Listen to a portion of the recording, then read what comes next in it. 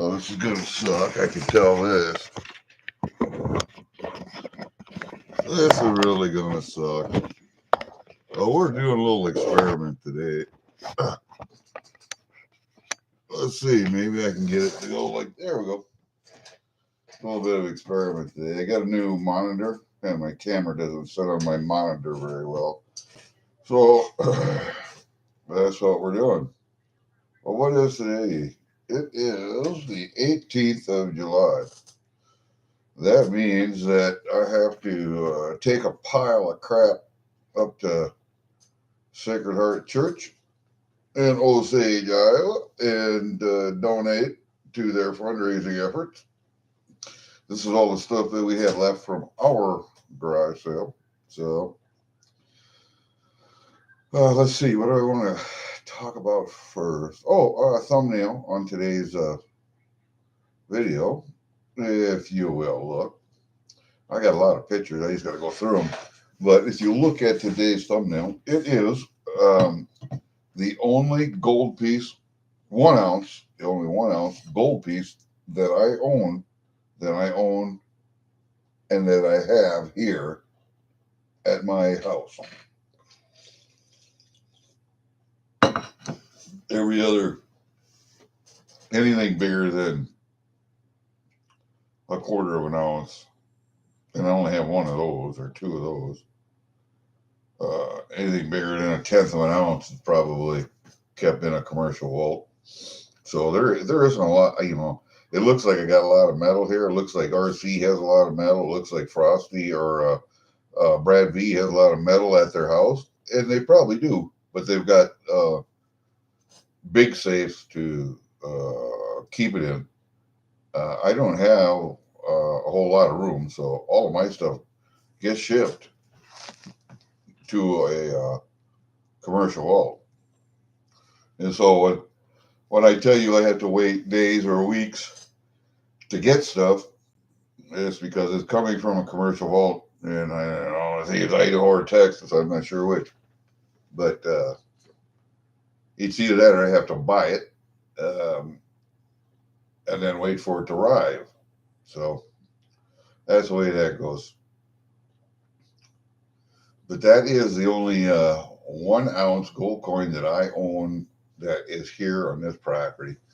I have had that coin since 2012, 11, 2011 or 10.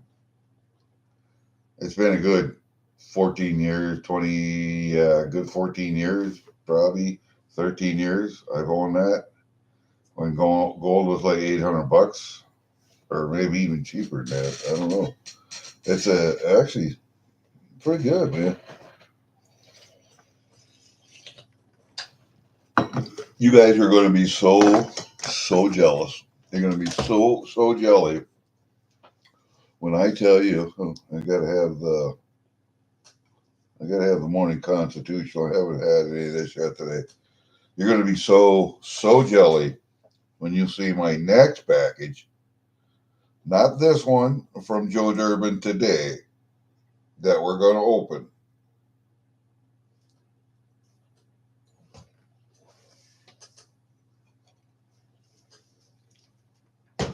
But the next one, the next one is going to be so fun.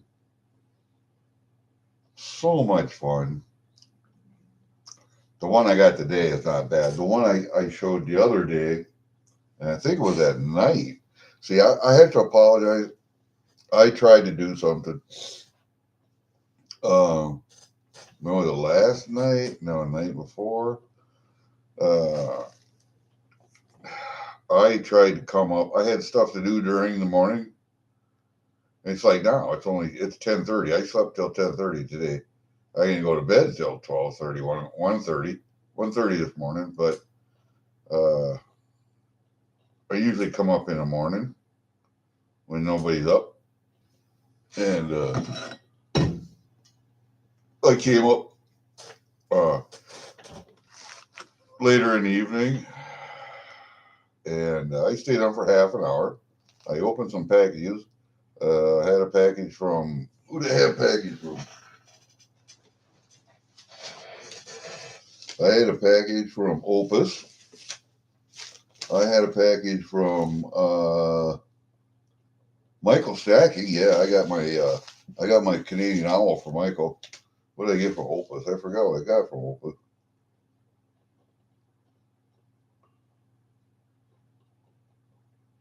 Opus always sends a little gift. I think I got a Britannia from Opus. I think I got a Britannia. And he sent me a little 10th ounce something too. That's all, I mean, that's all already out in the safe, I believe. And then I got something from Durbin. I got a small package from Durbin. Hold on a second. Let me see if I got that out here yet. I might have it out here. Nope. It's already gone. It's already gone out the. It's going out to the other place. So, but I got one other package in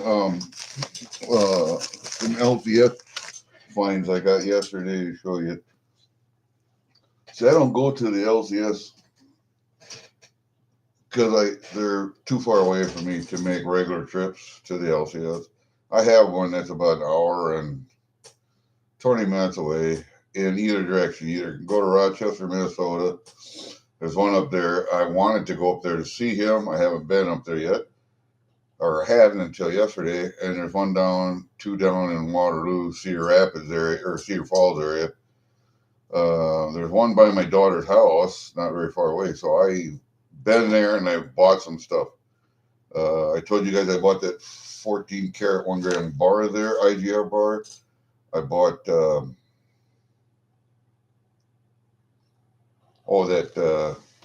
10 ounce Johnson Matthey bar there, silver bar. What else did I buy there? And if it's a good price, decent price, I will buy it just to keep my lines of communication and a relationship going. Now, yesterday, I probably spent way too much money at the LCS. So I was a little unhappy with that, but I am happy that I got what I got for the price I got. My God. How can you get 14 karat gold chains, 5.2 grams of 14 karat gold chain at melt? Where else can you do that? So I had that 14 karat gold 1 gram IGR bar pendant that somebody had added a loop to, and actually had a jeweler do it. So I'm thinking that the loop itself for the chain that was attached to the bar is also 14 karat. So rather than me clipping that off and melting everything or having it melted, I just decided I'm going to make another pendant out of it, and we might sell it like that. So we got 6.2 grams of 14 karat gold all in total in that necklace. So it might be 6.3 or 8 if you add the loop and stuff. So might be 6.3 grams. I'm just going to round it off there. I put it on a scale, but once I get it all together, but I'm going to call it 6.3 grams. It's going to be pretty cool. Anyway, what else? What have I gotten down in Waterloo? And I haven't. There's supposed to be another coin dealer down there, but I've only found the one. So, so far, I haven't gone looking for the other one, but I'm sure there's another one down there. Just like I'm sure there's more in Rochester. Like I told you, I stop at the pawn shop in Mason City. When I go over there, my VA appointments and stuff, that is 45 minutes away. And there is a coin dealer there, but he's an older gentleman, and I've stopped in there to make purchases. He has screwed me twice. I know he's screwing me. He thinks I'm a rube, but that's all right. And I know he screwed me. So I don't go there anymore. And when I talk to the guy, I say, wait a minute. And when I talked to the guy down in Waterloo about him, he just said, nah, man. He shook his head, looked away, and said, he is bad for the business. And so what I'm thinking, you guys tell me if I'm right or wrong. I'm thinking about buying him out. He's an old enough gentleman that he probably would sell.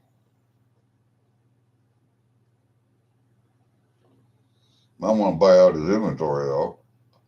Buy the business, but I don't want to buy the inventory, except for a few things.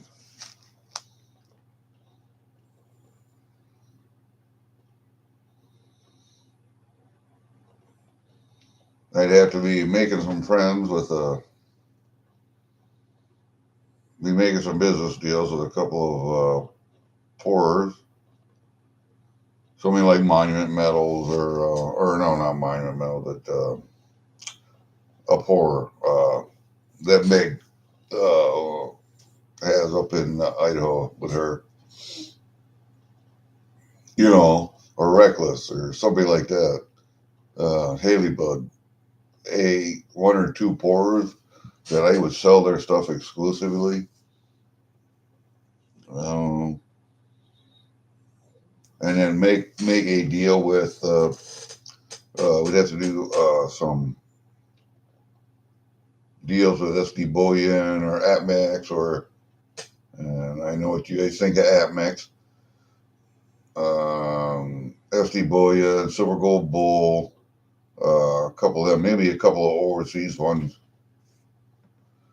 Tavix. There are some good ones, man. There are some good ones. So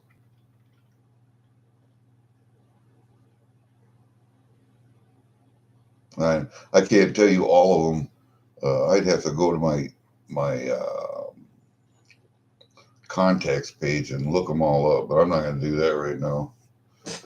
Who was the last commercial one I bought from? I think was Silver Gold Bull. They seemed to do me pretty good. So um, so we talked about my thumbnail, and we talked about some of the LCSs around me. Everything's hour and a half, 2 hours away, all everywhere. So I'm out in the country, guys. I am in the country. So you can find me with GPS if you want to, but it's going to be a little difficult. And I got a lot of guns and ammo and training and experience. So if you're coming here for bad reasons, I will kill you. If you're coming here for good reasons, come on in. We'll have a cup of coffee, man. I would love to meet some of you guys sometime. I really would. Supreme Ginger Stacker. I'm gonna go down and see him one of these days. And guy down in Southwest Iowa that I would really like to see too. If I could get some people together and do like a Iowa Coin Club meeting or something, something like that, and do a coin club, make a once a year meeting or something like that, just for the people in Iowa, and then expand it. I could do FGT stacking out in Aurora. There's another guy in Illinois, Indiana, right there at the border. Adam J. Nurse Numismatic up in Nebraska. Shift Kicker, Joe Durbin, a lot of people up in Minnesota. Daryl, USA, up in North Dakota. Some of the guys up in Wisconsin and Michigan. Michigan might be a little far. Wisconsin's not that far to drive. You guys can make it. I used to go Central Michigan, up by Hayward, and go fishing up there.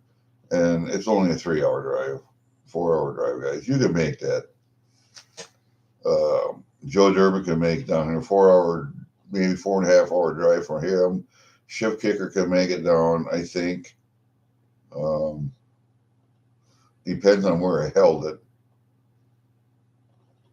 If I held it in Mason City, Iowa, it would be about a 3 hour drive, 3.5 hour drive to 4 hour drive, 3 to 4 hour drive for everybody to get here.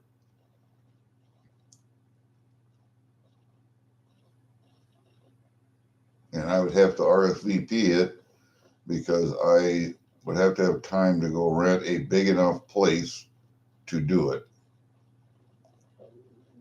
I mean, I would love to have an outdoor barbecue, throw a keg, some whiskey on a table, um, on picnic tables. I can go get picnic tables for all the people. We got enough barbecue for all the people. We got enough meat for all the people. I'd have to buy drinks and sides, and I just don't have. But there is a couple hotels in town, so that's a possibility. It could be done here at our farm. Hmm.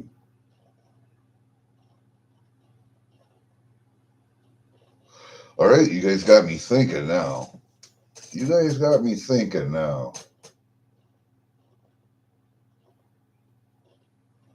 We'll see how many people come up in chat this morning.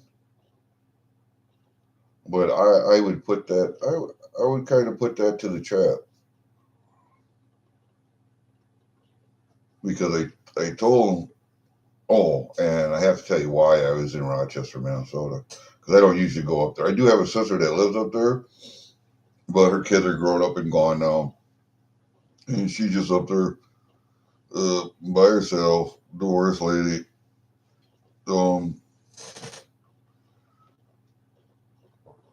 I should go probably visit her more often, but she comes down quite a little because her dad, my stepdad's in a nursing home. So she's down here quite a little. So I get to see her quite a little now. And she does her taxes every year. Uh, she is an accountant by trade, and she does do taxes for a firm. So she does our taxes on her off time. She does a lot of the family's taxes, actually. And she gets paid. We pay her. I mean, it's not like we expect anything for free.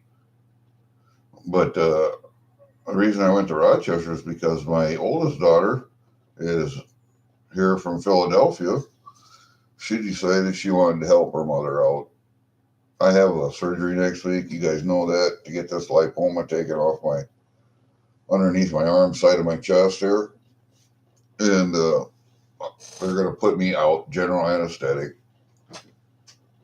So she decided she was going to come home and help her mother and drive me to and from the surgery. Well, our mother's youngest sister died a few days ago, Monday, actually. Um, she died in her sleep with an enlarged heart 5 weeks after having a hip replacement. No blood clot, lungs, brain, heart, but she had an enlarged heart, twice as big as normal. Died in her sleep at a hotel on her way home. 52 years old. My wife's family is not good. Her oldest sister, Mindy, had a disease and it was terminal, and she got the diagnosis and decided she didn't want to be here anymore and self-deleted. And I remember putting her in the ground, and she had 3 young children, not young, in their teens, early teens, when she did that. Maybe a little older than that, late teens. Anyway, that was years ago. And then her sister, or she found out that she has a congenital heart defect. She has a hole in the wall of her heart between two chambers, and she's had low blood pressure and a low pulse rate all of her life, and nobody could ever figure out why. And they finally figured it out up at Mayo, and they asked her if she wanted to have it fixed, and she said no, it hasn't caused her any problem for 64 years. It probably won't. Yeah, okay. Her next youngest sister, Mary, has had breast cancer, had to have that taken out, removed, and she had chemo and whatever, and she's pulled through it okay. Her brother Chris, her only brother Chris, has had two forms of cancer, one lung cancer and another other cancer, and he's received chemo and therapy for that, and X-ray therapy for that, and he seems to be doing rather well. He seems fairly healthy.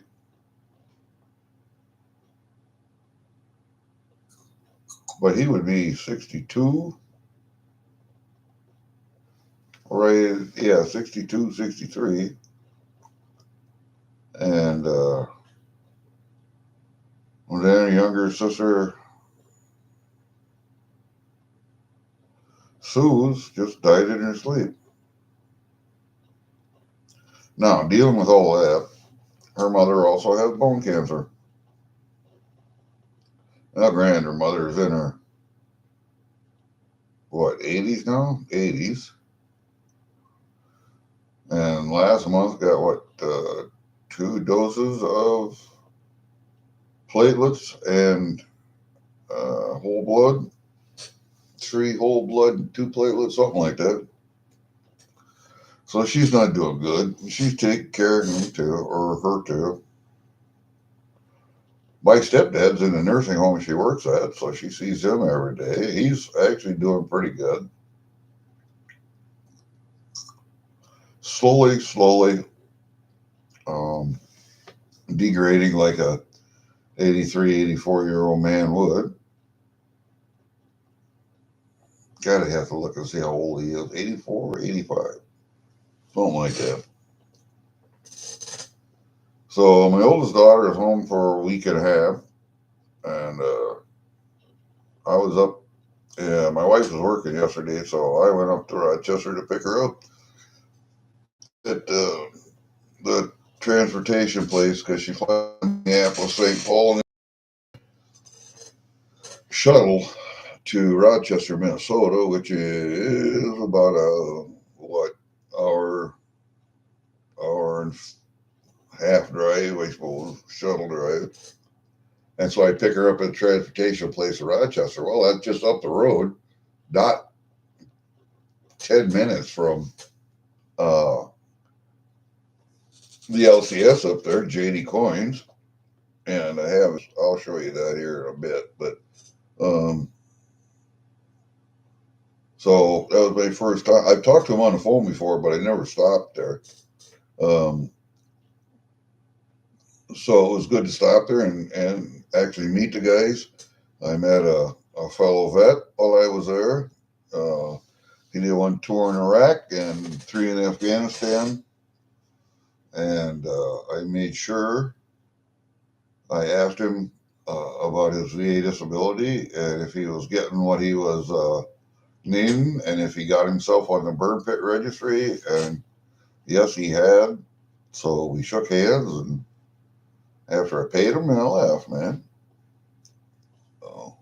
And all you vets out there, if you were in Iraq, either the first tour, the first Iraq, the second time, the second invasion, or if you were in Kuwait or Afghanistan, any place in the Middle East where there were oil wells burning over burn pit smoke, you need to get your ass on that burn pit registry. because they're going to do something down the road with that.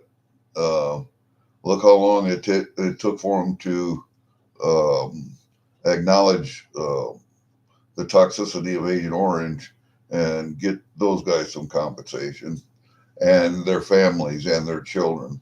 So get on that burn pit registry if you're qualified to get on that burn pit registry. Do not let benefits lay on the table. Take everything you're qualified and um, everything that's due you. Make sure you get it. I've fought the VA for 30 years,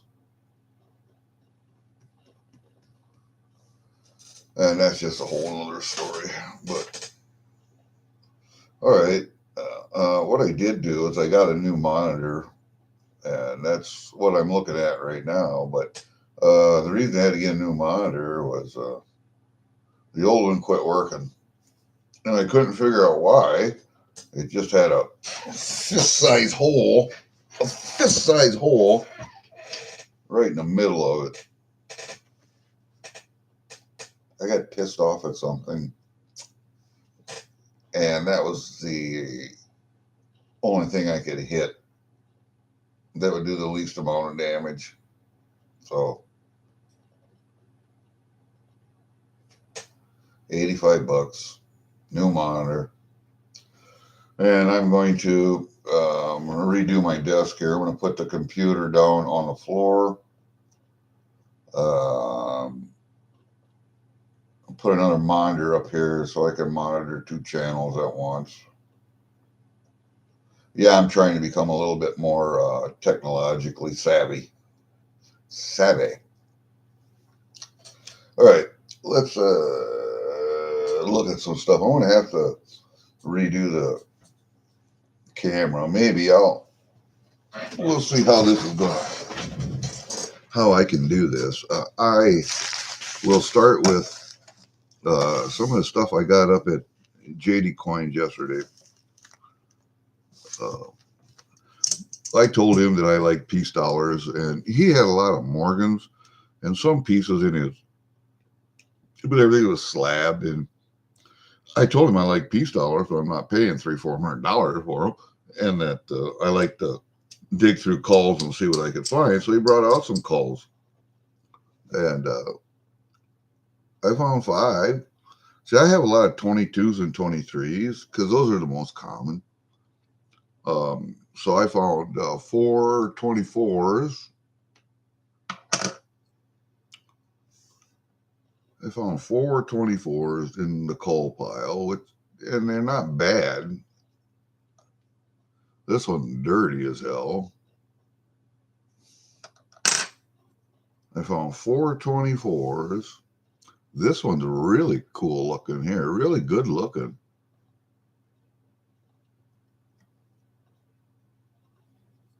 I suppose I should probably turn them upside down, right side up, so you can see that nice eagle there. The eagle is, this one is really good quality. Here's another one that's dirty and brown. Dirty and brown. It's got a nice patina to it from handling. Just from being in a pocket. Just dirty. This one is actually not bad right here. A little wear on the cheek. You can see a little wear over here by my ring finger right there.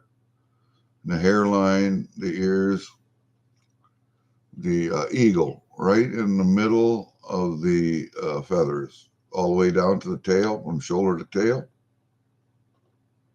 But not a bad specimen. There's a little wear on that one. This one, not bad. Not too dirty, not too bad. Still got some shine to it. So I can get it shiny for you. It's not bad. I found 424 and a, where is that one at? This one right here. That one's the best one I found. And I think that's a 24. Let me look, see. Yeah, this is a 24.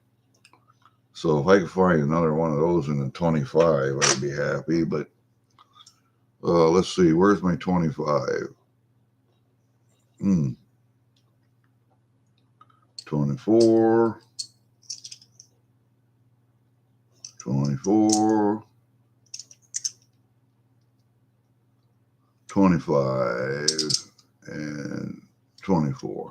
So I got 4 24s. This is the 25 I got, the one that looks off silver, that has a little wear on the eagle and the face and stuff. It's an off silver, and I have to test these yet with my Sigma, but I'll get that done. It sounds like, if you listen to them all, they all sound good. So that's what I got there. Then I managed to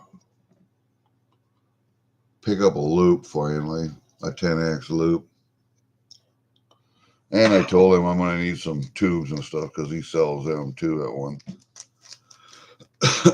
Capsules and tubes and stuff.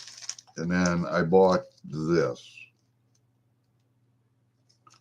I just got to get it out of the holder. I got good price on gold while I was up there. I did pick up a card. And he had these nice holders to put them in.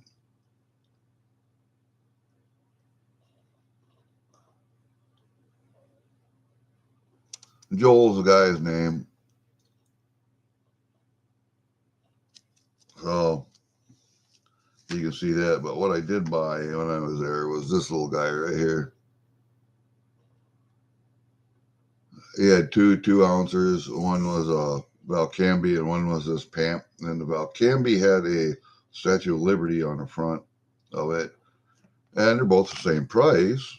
So I asked him what he thought was the best art. And he liked the Pamp also.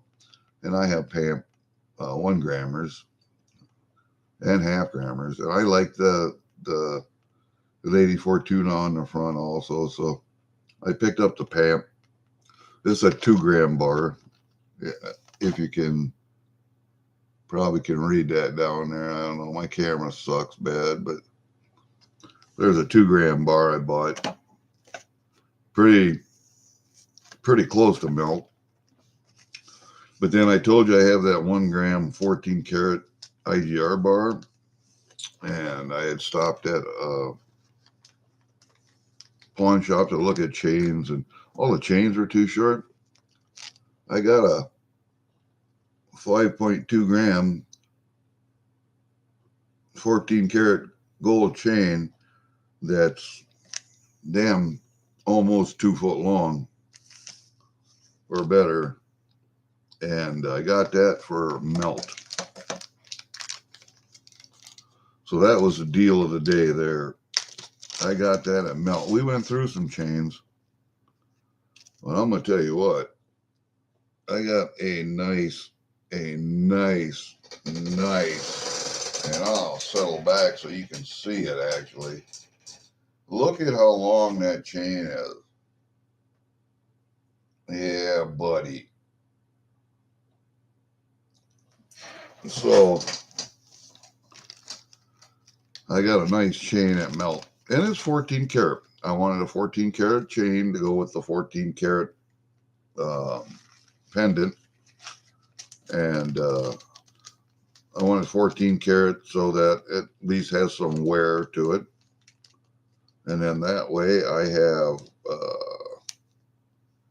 something to wear when I travel, if I travel anymore.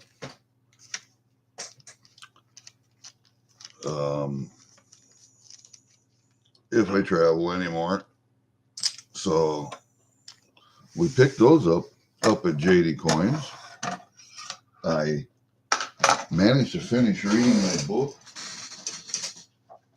Where'd it go? I put it on the shelf from my buddy Pat Kleckner. I managed to finish reading his book, and I started another one. You guys might, some of you old folks might know who this is. Ray Wiley Hubbard. If you've never read a book by an old 50s, 60s, 70s troubadour musician, this is the book. I did get a signed copy. And Kleckner's book has a personal message in for me because I served with him in Special Forces. Ray Wiley Hubbard, I do not know, but I am glad I bought this book. I don't buy a lot of merch at concerts, but I bought the book because, you know, you can buy CDs and you hear the music, and that's fine. But if you don't follow him all your life, you don't know who he's met and who he's played with. They're Willie Nelson and people in here that you know their names, you've listened to their music. You just don't know that this guy played with them. That's all. I went to go see him at the Surf Ballroom and Museum over in Clear Lake, Iowa. I'll tell you what, man, he's good. He's good. Anyway, and a good storyteller too. So I'm on to this book now. Yeah, some of us still read books.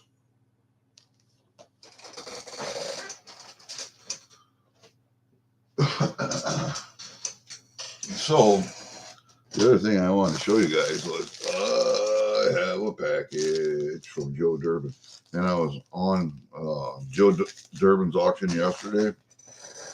I came up on Michael Stackings last night. I came up on Brad V's a little bit last night.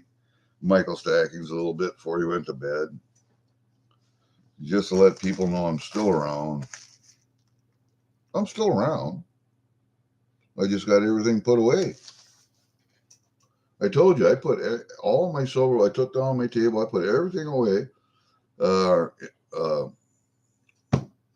to the surgery because I don't know how long or how much I'm going to be able to lift my arm with a bunch of scars under here or with a bunch of stitches under there. So I just put everything away for right now and trying to come up on people's streams just to let them know that I'm alive and I'm still here.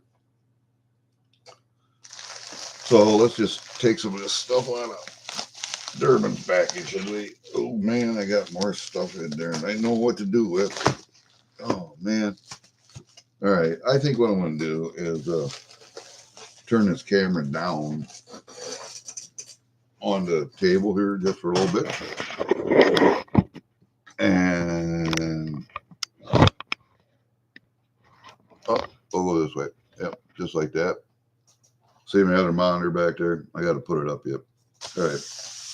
We're just going to move this stuff out here. Uh-oh. I'm swinging. We'll move some of this over here like that. There we go. There. Now we'll be able to see that a little bit better.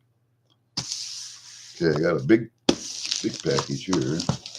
And I like smaller packages here. And another big light one here. A big heavy one there. A big light one here. And a small. Let's go with the small. Let's go with this light one here. I know I got a lot of Canadian this time around on this auction. Now, this last auction yesterday, oh, you're going to be so surprised when you see some of that stuff. Oh, man. Yeah, I spent some money, but yeah, I got some. Here's a set in here. And some of the coins have come off again. And I'm going to have to reset them in the cardboard. This is a 1960 set.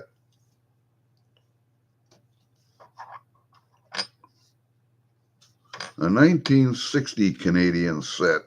There we go. Okay, the dollar's back in. The nickel is back in. The 50-cent piece is in. Quarter is in. Dime is in. Penny is in. Royal Canadian Mint. There. Uh-oh. We've moved. We have moved. There we go. There's all the pretty queenies. Pretty penny, Polly. The quarter and the dime have some toning. Even the dollar has a little toning. It's not bad. 1960 set. I don't have that set, so kind of glad I got that one. So let's just put 1960 set right there, because that is the only place that's gonna really hold them. We don't want the queens shown. We want the backside. I've seen plenty of queens. I don't need to see any more queens. Yeah, that looks good. Throw that out of the way. Probably should. Maybe I can take a couple piece dollars just to hold that up. How's that? Nope, that ain't gonna work yet. Take a couple more. Well, there, you can just about do it. So we'll put all 5 of them under there. There, that doesn't look too bad. There, you can see it all now. That don't look bad. All right, now we got this little guy. I don't know, dude. Dudes, I'm gonna keep the little packages, because the little packages are the. Let's do this light big one.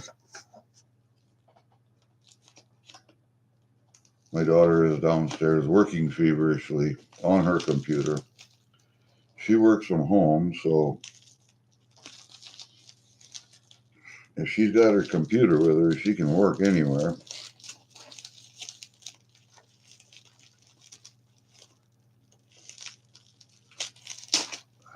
All right, let's see what we got in here, should we?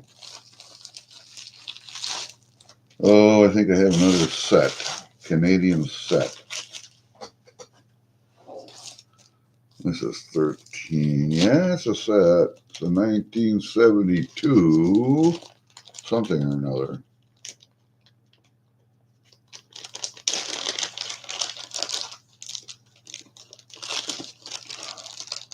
Oh, man, that one is... I'll tell you what. Diane of Diane's Cabin. Oh, Joe and Diane. That lady can pack some stuff in these bags. I'm telling you. She's good. This is a box set. Box wine and Catland. Yeah, there we go. Ooh. Nice red velvet case. It's a 1972 set. That red box, man. So I like Canadian stuff is because it's so odd.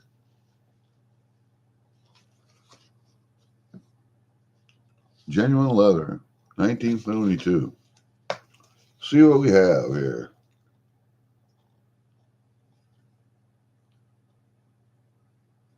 I believe this is a silver set. There's a Voyager. Oh, this is a double dollar set. That's what this is. One's clad, one's silver. Yep. One's clad, one is silver. Come on. I know you open up one way or another. Maybe not. They should open up so that you can see the queen. No, this one does not open up. The $1 up there is there to show you the queen. The other dollar is to show you the Voyagers. So that would mean then that the rest are clad. Could be. This dollar is silver. That one is not. It's a 72 set. I don't think I have a 72 set and a binder like this. So we'll just set that one right there like that. And then we have this set. So this one's heavy though, man. So we'll open this one up. See what we got in this little mamma jamma. You know, sometimes I think that these packages are here just to aggravate me. All right, I'm going to try and rip this one open.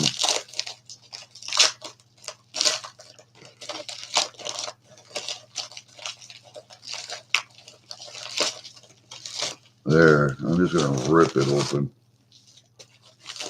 instead of cutting it.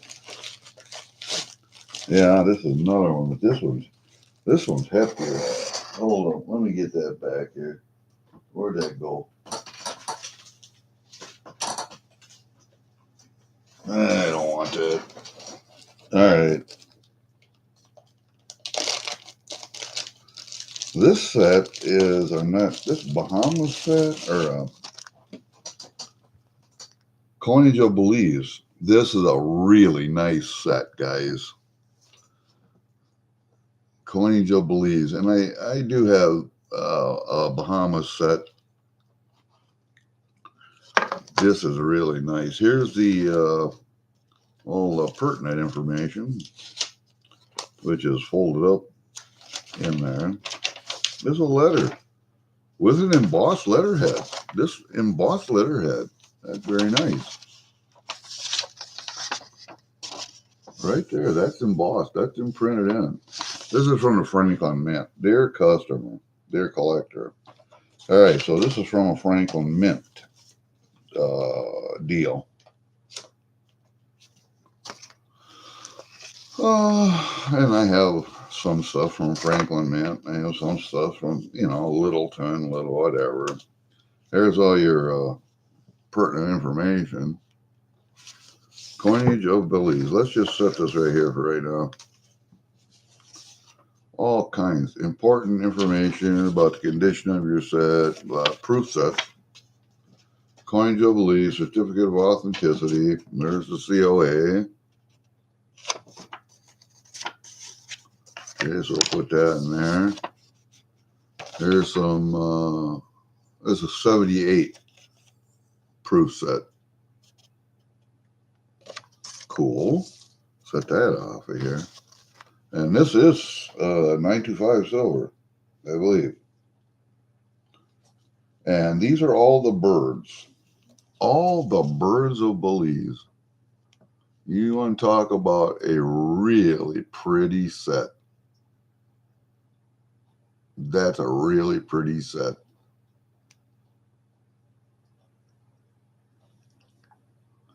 $10, $5, $1 coin, 50 cent, 25, 10 cent, 5 cent, and the penny.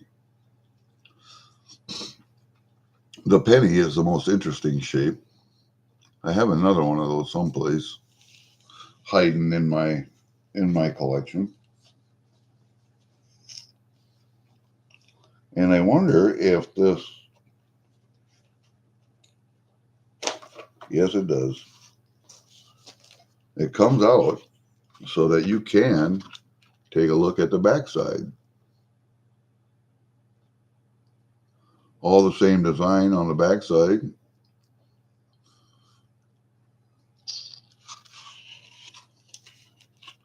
But I'm telling you, guys, that's a pretty set. That is a really pretty set. I wonder why that was so heavy.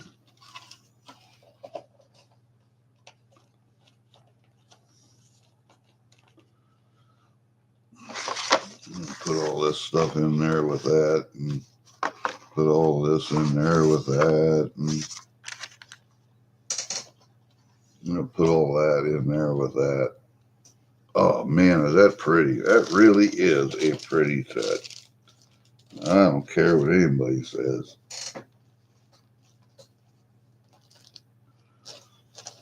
And for people who just buy United States coins or Canadian coins or British coins or whatever, you will find that there are some really, really beautiful coins elsewhere in this world. Yeah, maybe we can set that down here like this. Maybe that will work a little better. Yeah, maybe that'll work a little better. I don't know. All right, one package to go. The smallest. It's actually pretty heavy. So I'm kind of wondering what the hell I did. But I could look at the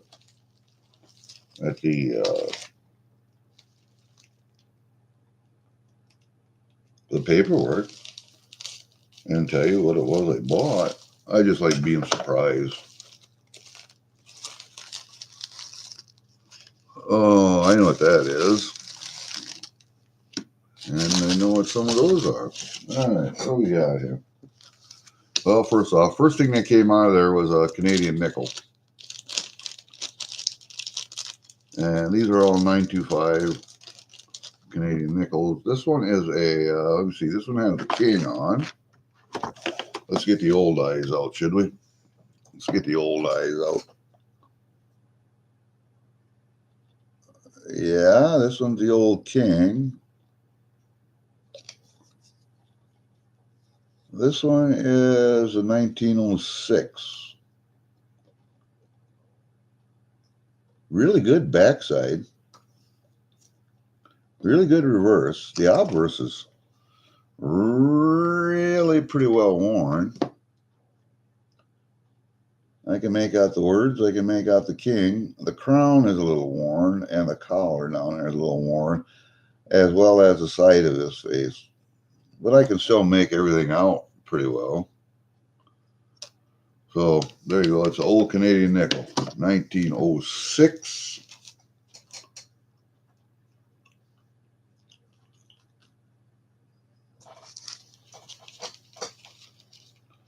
I think I got a couple of them this time around. There's an 1891. And this last auction, there were a couple of these older nickels for sale. Oh, that reverse is not too bad. It's hard to make out the 5 on the 5 cents, but the date and everything is really good. This one's a queen on this one. Yeah. And the front side on this one is really good. I don't know if you can see that or not, but the front side, damn, man.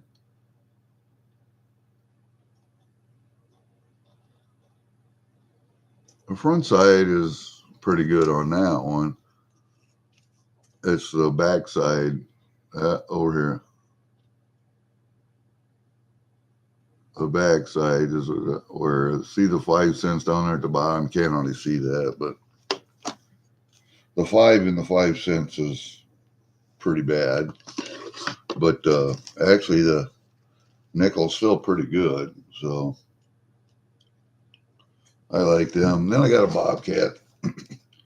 Bobcat quarter from 67. And these are all 80%ers. This one's pretty. Pretty Bobcat. Pretty Bobcat.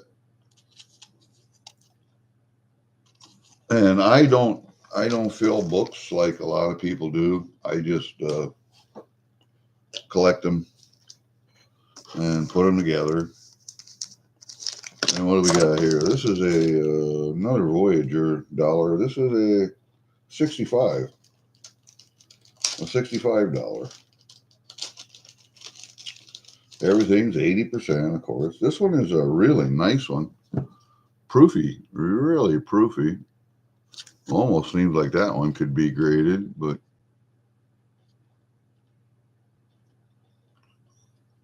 that one's not bad either. Not a bad coin. Not a bad coin. Well, there you have it. Ladies and germs.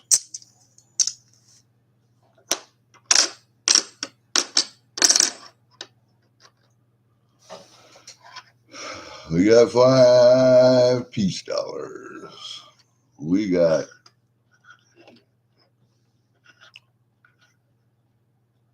5 peace dollars.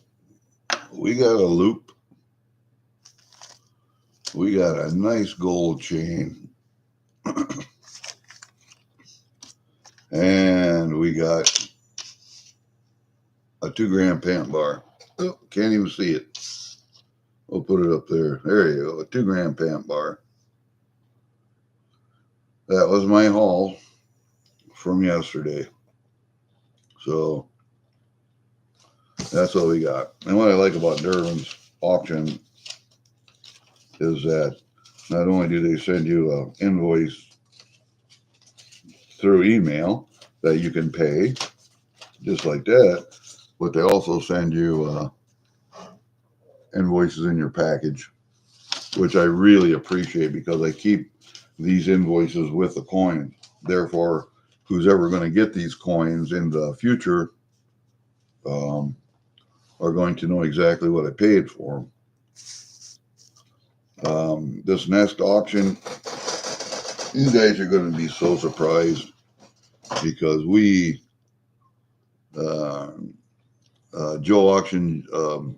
Joe Durbin's auction yesterday, I spent some money. I got some more Christmas presents. So, and you guys know what that means. I got some more Christmas presents. So I should have every daughter should now have a Durbin bell.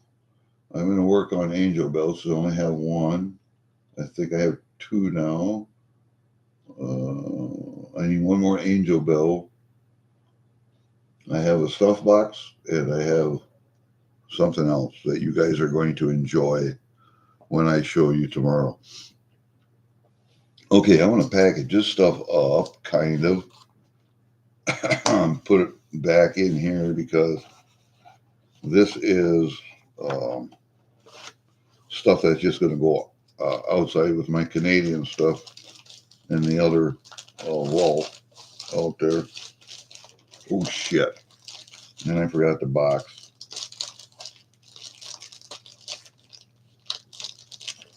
I did have a box for this.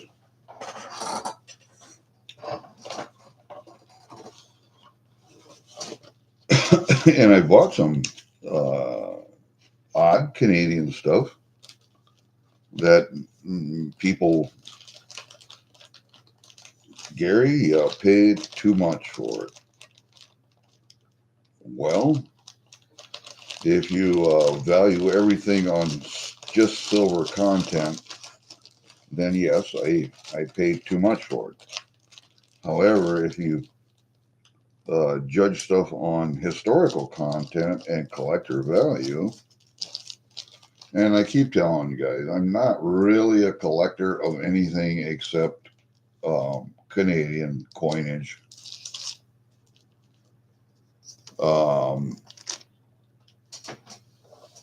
Canadian coinage is my thing, so I do like when it comes to coinage like this from other nations. If I can get a proof set or something like that, I will do that. I will do that.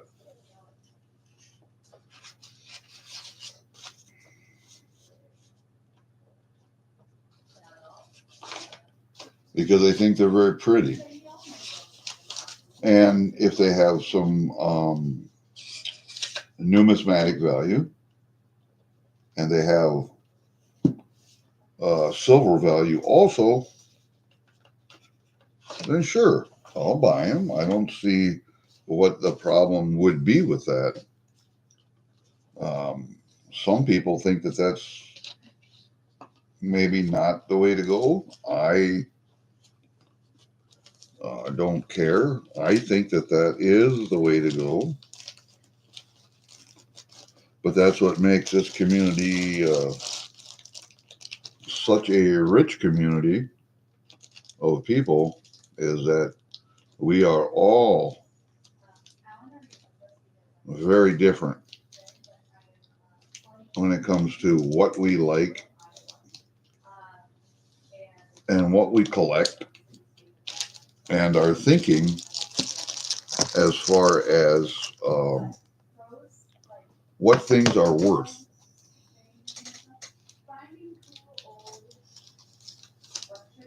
Our philosophies in stacking versus collecting versus both versus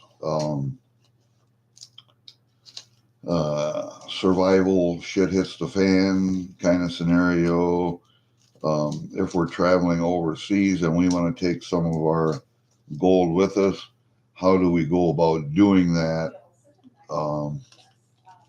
And to me, Morgan Freeman had the right idea why he always wore a gold earring.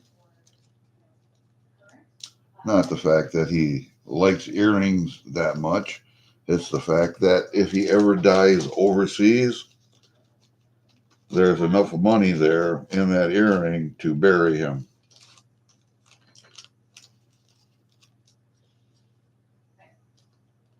In a cemetery with a headstone instead of a hole in the ground someplace where nobody knows he's at and will never remember. So I like his philosophy.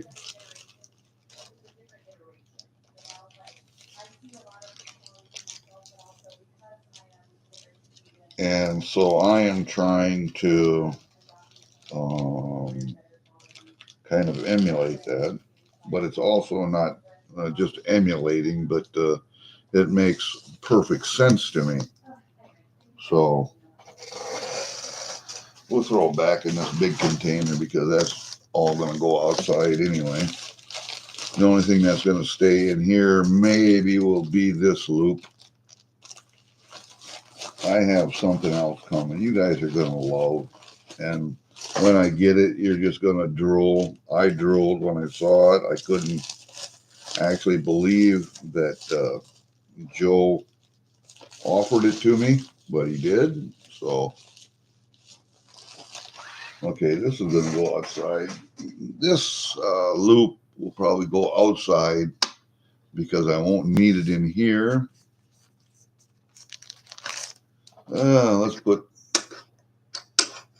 all of our stuff together here and get it outside. We will leave the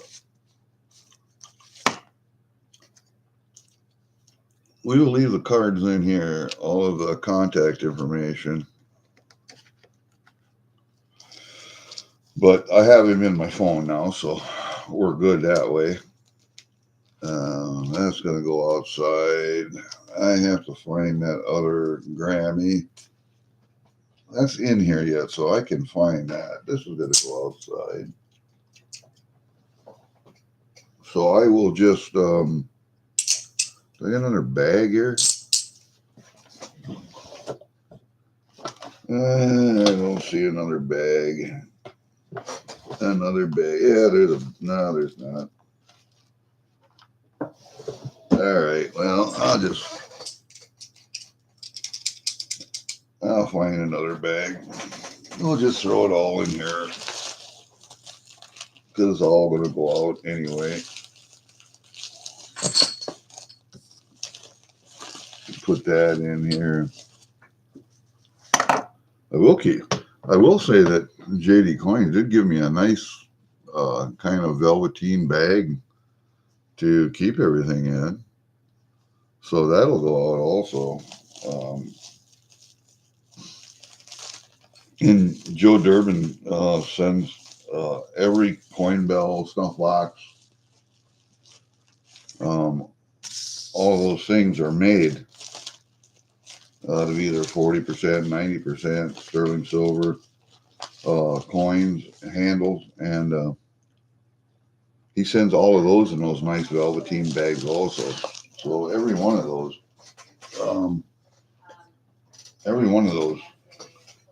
has a nice bag with it. All right. So let's put some of this stuff together and get rid of it. I bought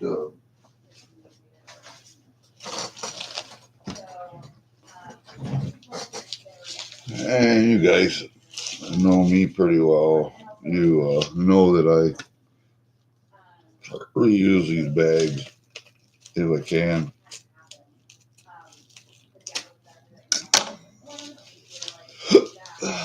All right. These two,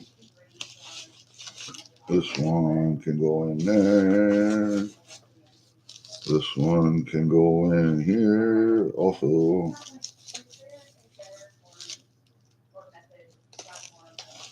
And put these all together like Russian nesting dolls. I can find a bigger one to put them in. All right. So that's what we're looking at there. Bars. I gotta find bars.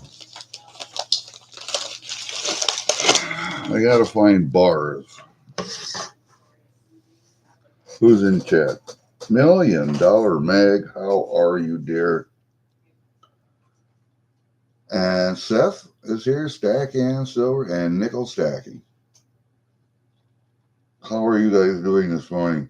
We were just going over some items that I picked up at the LCS yesterday up in Rochester, Minnesota, and some stuff I got from Durbin Auction. And I picked up, I got a couple of good deals. So I'm happy. I'm happy with what I got. I'm sorry, Meg, I did not get any new bars. That was day before yesterday or 3 days ago. I got a couple of new bars. I got an old Credit Suisse bar, Meg, that you and your husband might be interested in at some point. I don't know. Let me see. Not those. Are these bars? No, those are Canadian. Those are not it. Where are all my bars at? Here are my bars right there. That's what I'm looking for. So let's put all this stuff back in here.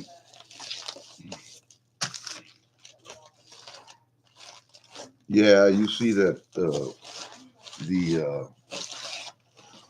thumbnail that I put up, that is, here, I'm going to turn on a little light. That is my one and only gold ASE that I keep here. Everything else is in a commercial vault. Okay, we're looking at bars.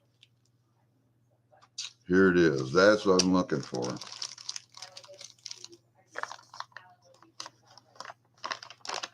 I got all these other little, God dog, get in there. All these other little Grammy bars, and I think I raced off the half-gram stuff, or we did giveaways or whatever, but the half-gram stuff got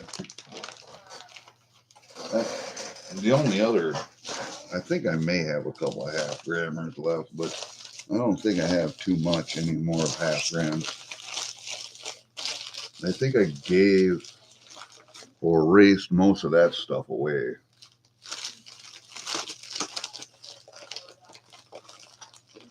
And I know you guys come in, drop in, say hi, give a like. Most of the time you don't stay here because you got other stuff to do. And most of the time what I'm talking about, not very interesting. But let's see if we can put some of this down here a little further. This is that little bar.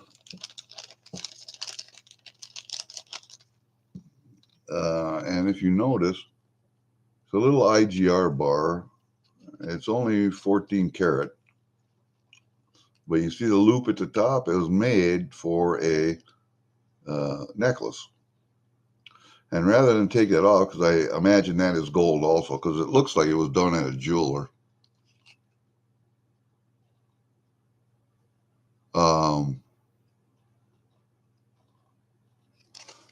I thought rather than take that off, I'm just going to find a chain for it.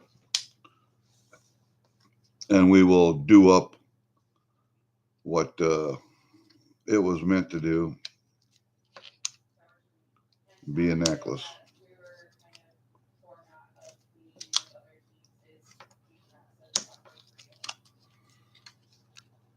So I found I was looking for 14 karat chains.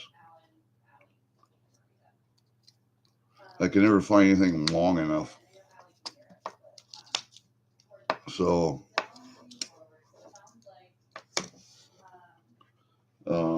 I found one yesterday up in Rochester, Minnesota at JD Coins, and he gave me a really good deal on it. See what I mean? Oh, see what I mean? It's got that little necklace loop on it.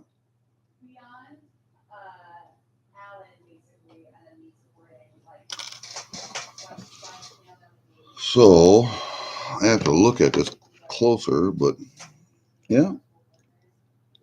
And it looks like it was pretty professionally done. So we're going to put it on this chain.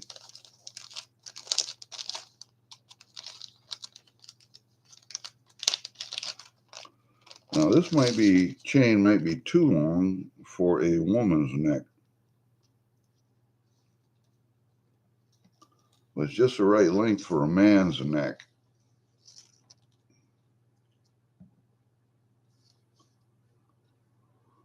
And this is really hard to do with these big fat fingers I got.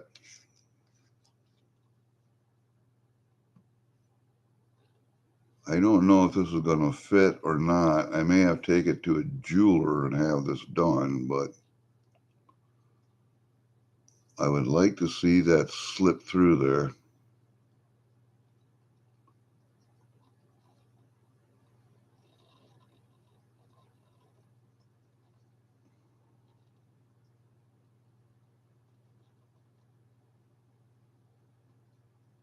Oh, come on, I know you'll go through there if you just turn it the right way. There it goes. Just like that. Now I got to find the other end.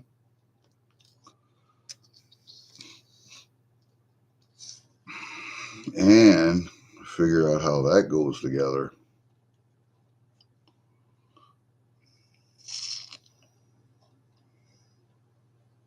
Oh, I think I see how that goes together. It goes in there like that, it slips like that, and that goes down like that. Does that look right? It sure looks right. Let's put it on.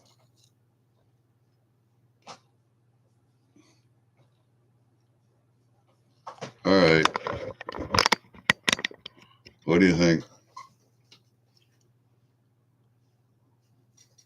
That's going to do it. It's long enough to put over your head, down in the middle of your chest. There you go, man. 14 karat gold chain and pendant. And I'm going to get out my scale and I'm going to weigh this total.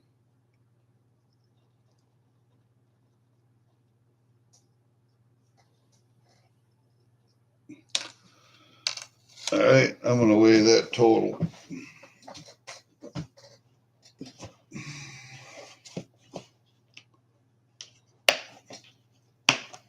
And I'll let you guys see it too. So Oop, there we go. Come out of there, you son of a bitch. They never want to come out of there just right. All right. I'm going to let you guys see this too. We're going to turn it on. It's zeroed and it's on grams. And I just used it last night, so. There you go, boys and girls. 6.91 grams. Almost 7 grams of gold right there.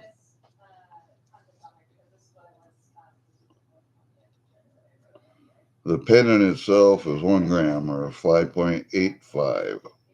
So the chain is 5.8. 1.1. No, that's the other way around. Yeah.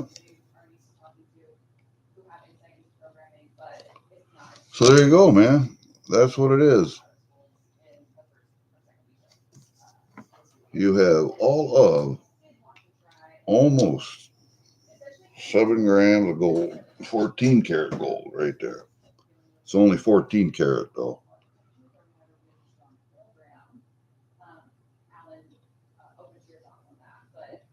So figure a little bit better than half, like 5.85. So half of that would be 3.45 grams of pure gold, which is what? 1/10 ounce. 1/10 of an ounce. So there you go. I got less into this than I would have if I bought a 1/10 ounce of gold, a round of some type or another. About, well, let me see, the chain was at melt. The little pendant was probably a little bit more than I needed to pay.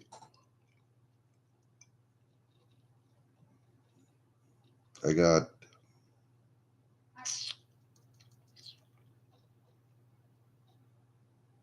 I'm a little over $200. Just a little over $200, 210, something like that. So I'd have to sit here and figure it out, but it's going to be about that. Anyway, there you go, man. I got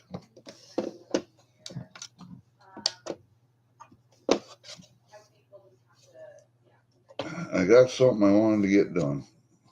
So there we go. Put the scale back.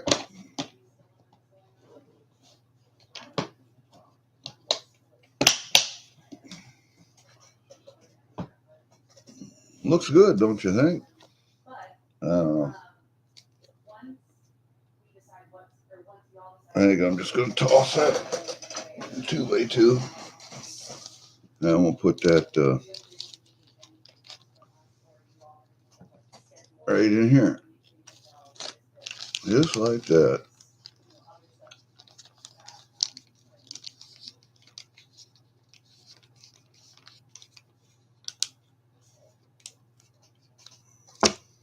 There you go.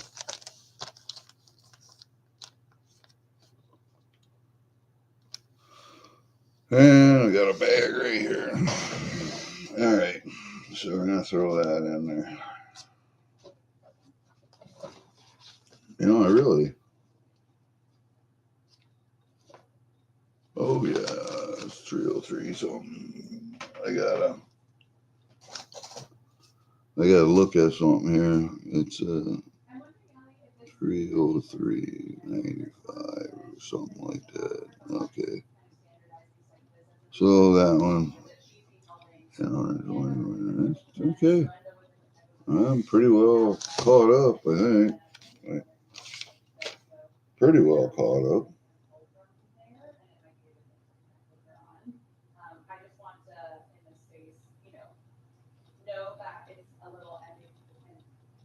Yeah, pretty well caught up, man. I don't know what else we can do here.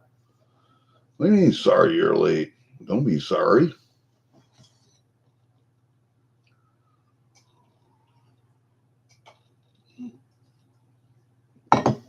Well, we can certainly show you some of this stuff again, but let me know if you want to see it again.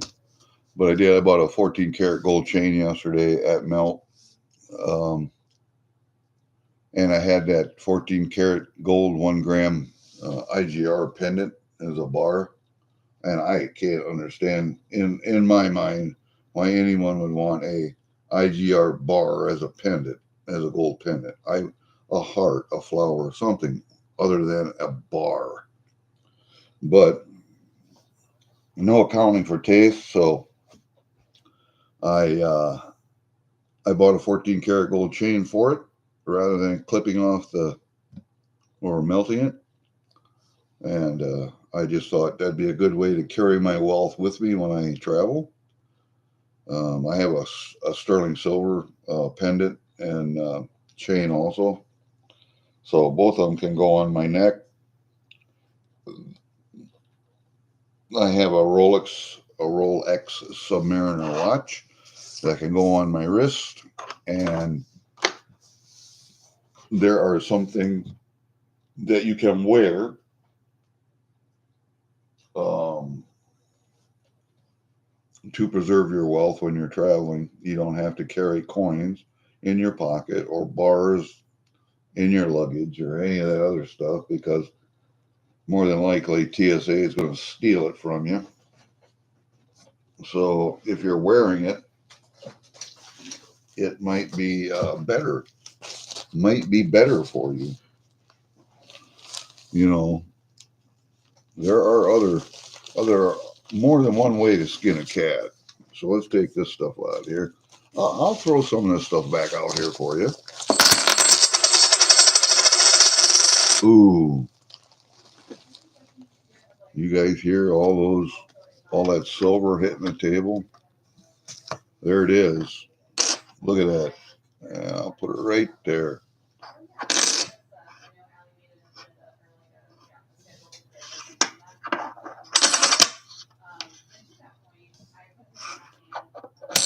Does that not sound like silver?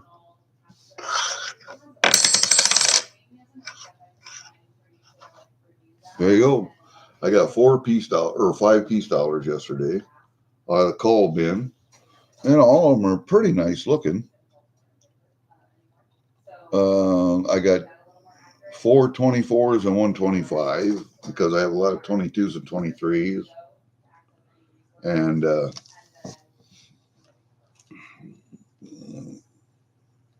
they were right price, so I bought them. And there's a 2 gram Pamp gold bar, and see that was from the LCS, as well as this chain.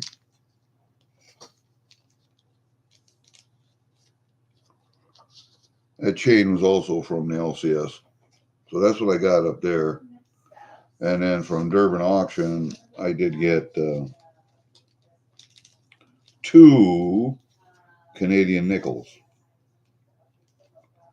the 925 nickels, which are the size of our dimes or a little smaller.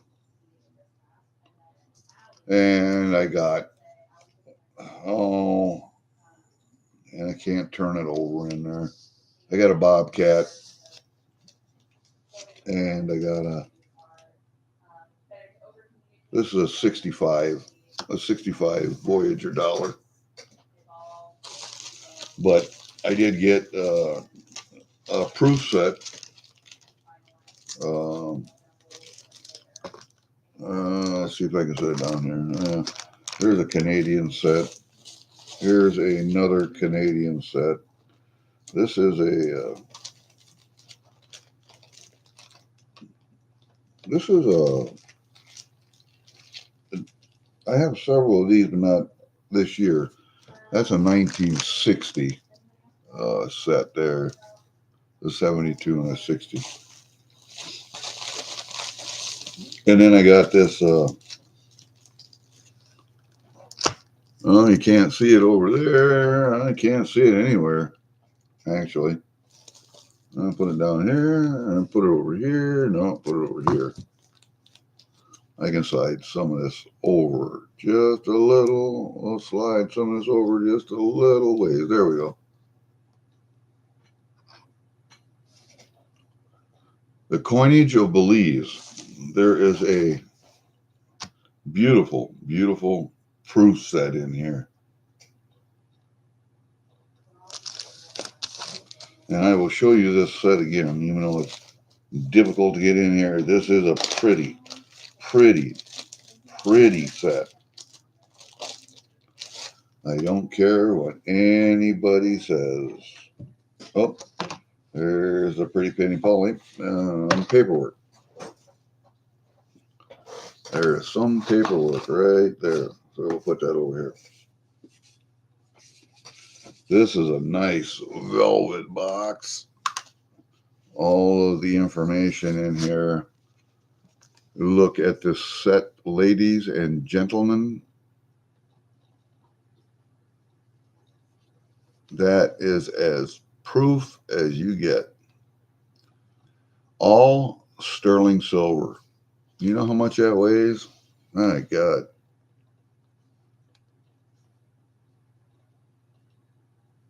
I wasn't planning on buying this set, but nobody wanted to bid on it. So I bid on it.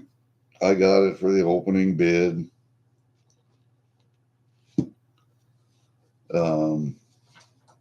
I got it for the opening bid.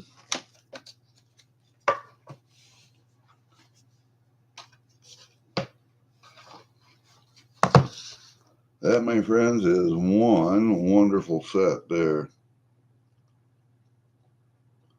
So, I mean, we spent a little money. Not a lot, but we spent a little. But you got to remember, this is from two different places. So, when you're looking at how much money you're spending where and whatever, you gotta keep in mind that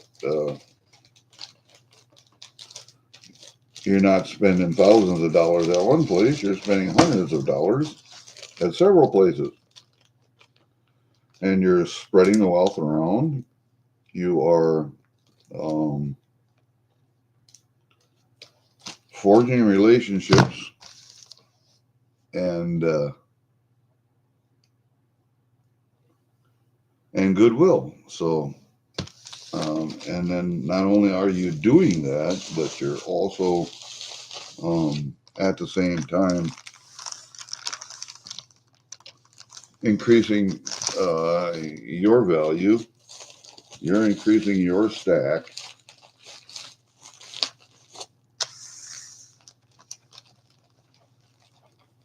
And don't get me wrong, I like my Voyager dollars, but I do like the Snow Goose dollars also. So it's not just I just buy Voyagers, because I don't just buy Voyagers. I buy everything. That includes the old Shield dollars. That includes, the real old Canadian coinage, like these nickels and 50-cent pieces and quarters and whatever. I think I'm going to leave that. We're going to leave the gold chain and the gold pendant and chain. We're going to leave that here. Put that in my jewelry drawer. And the loop. I did buy a loop yesterday because I needed one. But then on the auction, on Durbin Auction last night, then I bought another one. But it's a better one because this one I can stick in my pocket. The other one is made out of coins. So I'm going to have to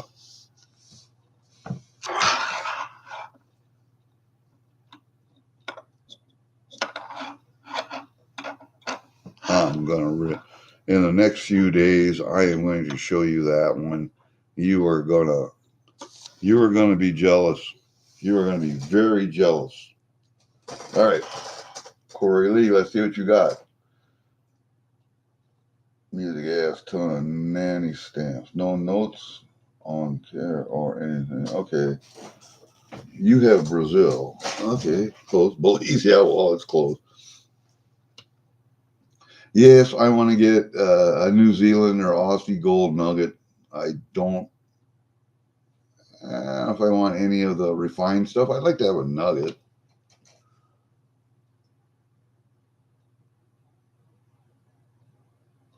No, yeah, well, silver bells, because silver is has an intrinsic metal value. When it comes to crystal or glass, no, I don't. But I would talk to you about it. I mean, it'd be something that my wife would most definitely like.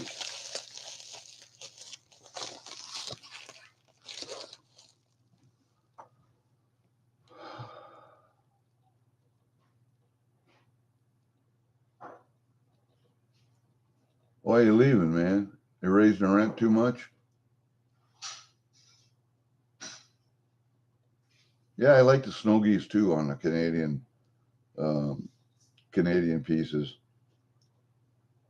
A few 50-cent pieces, yeah. Well, I like the 50-cent ones also. The old Shield 50-cent pieces.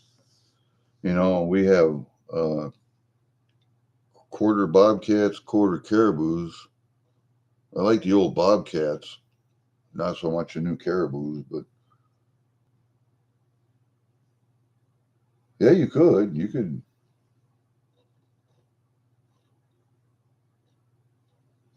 That's why you need one of these, man. I'm telling you. I was looking at stuff yesterday I couldn't see. Even with my glasses, my bifocals, I couldn't see them. Yeah, you never know what stuff is worth, and I don't like to sell stuff. You know, I have a whole box full of old record albums like Roger Miller and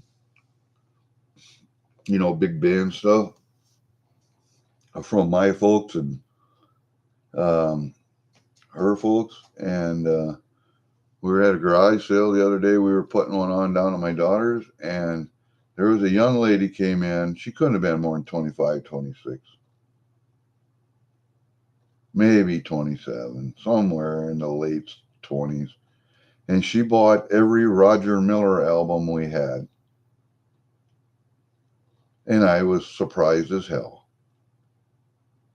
I had lost faith in the youth, the millennials. I had lost faith. And then she comes and buys Roger Miller albums, and my faith was restored.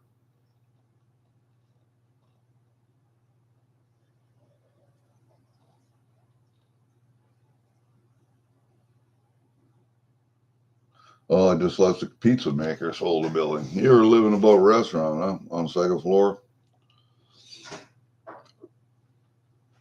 Yeah, that's kind of what happened here in Osage too. There was a insurance. I'm gonna move the camera again, guys. Sorry about it, but I got to do it.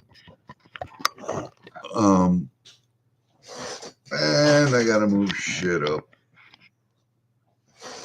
Yeah, and then we'll move it over this way. Oh man, I hate it. Um, there was a insurance agency on the corner of the block, and above him there was apartments. Next to him, toward the inside of the block, because there was a street run over here, was a restaurant. Tell you what it was called. Tell you what, and a bar restaurant, really good.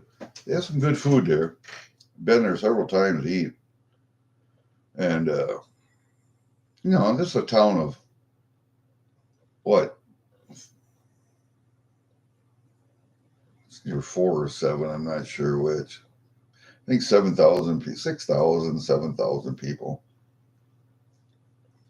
You know, you got 3 whole stoplights on all of Main Street.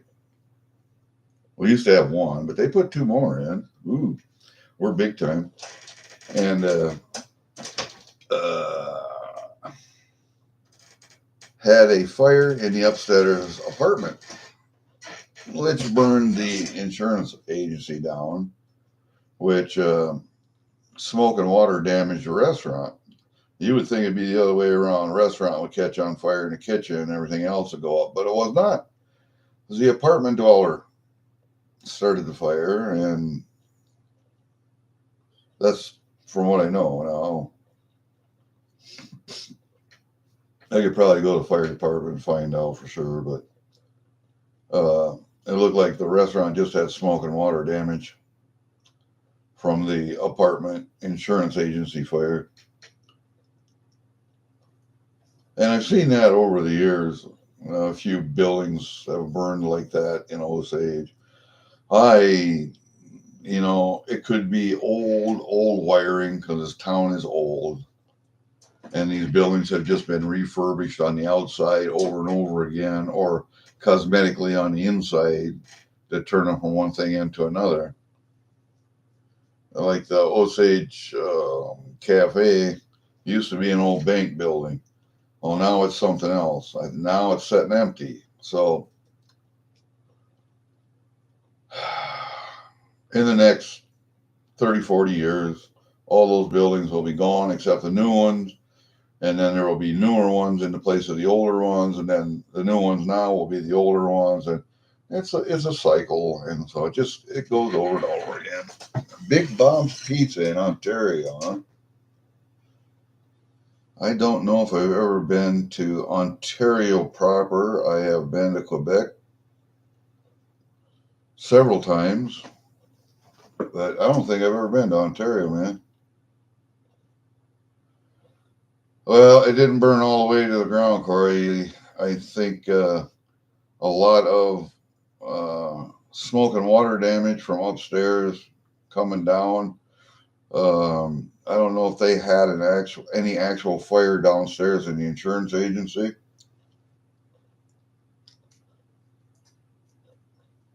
Yeah, roof caving in. But then, they're made to one standard, and when you exceed those standards for 2, 3, 4, or 5 years, something's got to give, man. So Kingston. Every time I see Kingston, I always think of Jamaica for some reason. You never think of Canada.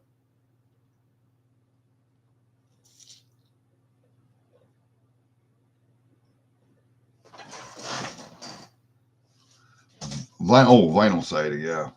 Yeah, vinyl siding very flammable. So I, when it comes to siding, if I had the money, I would put cement board siding on this whole house instead of vinyl. But the house was made in this house was made in the 60s with our addition put on in the early 2000s. So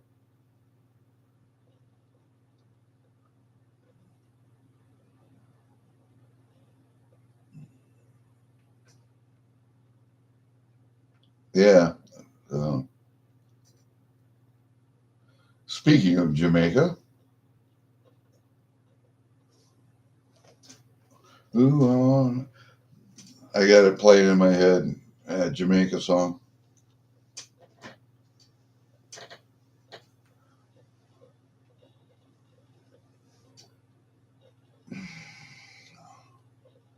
Yeah, who was it that used to collect spoons way back when? And every state we lived in, every state we visited, because I and my wife used to skydive and go around to different skydiving events. We called them boogies back in the day. Um, we would try and get a spoon for every state we went to. And who was it? My mother-in-law that used to collect spoons. I think maybe. I don't know where her spoons are now.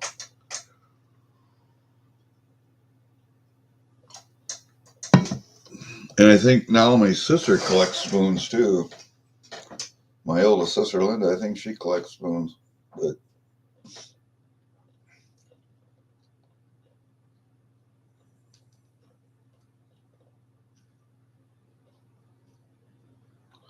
yeah, buddy, I know. I'm never going to run again.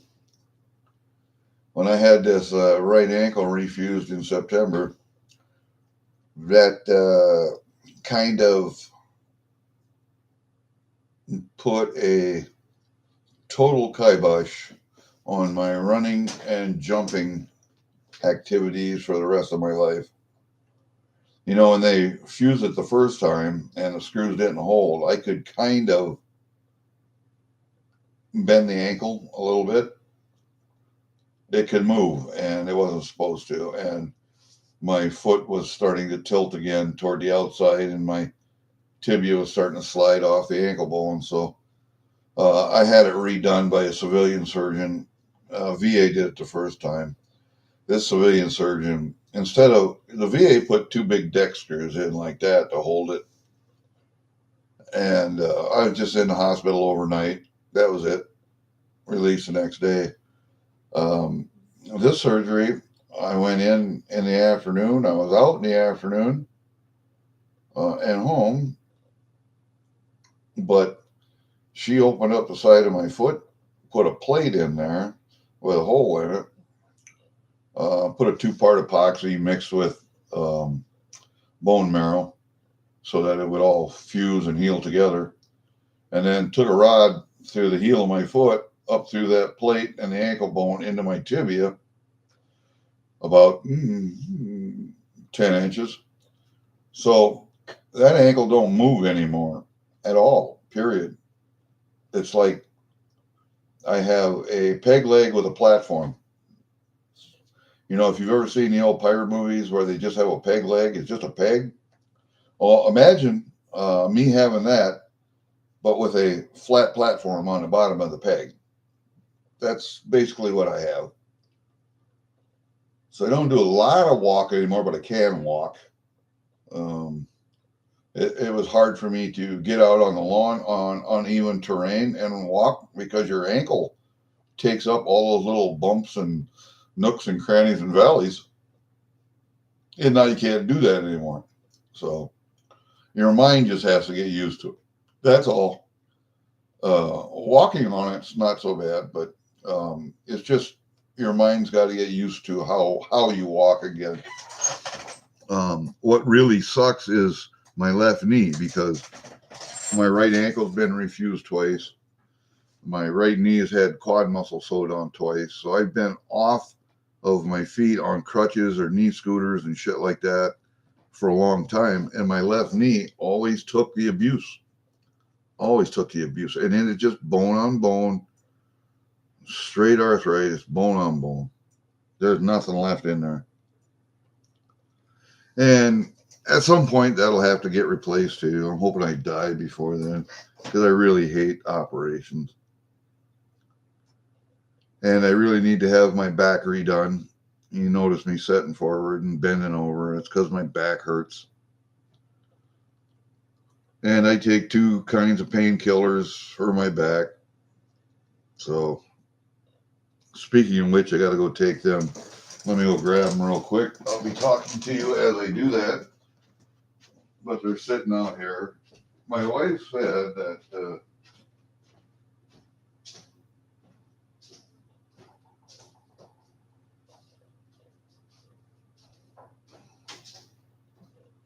my wife said I am taking my medications wrong. I have an underactive thyroid, which makes me sleep all the time.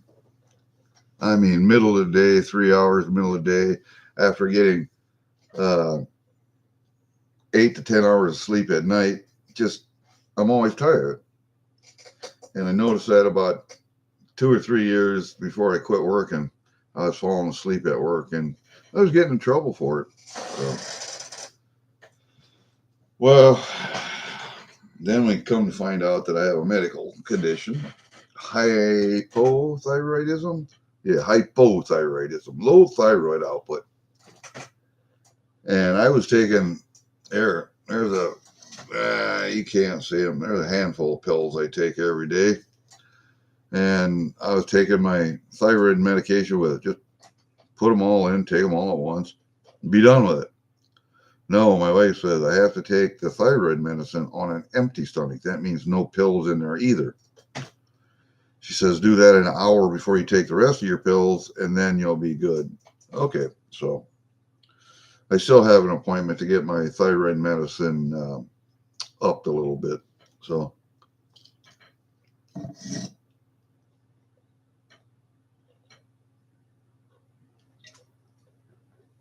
God damn it.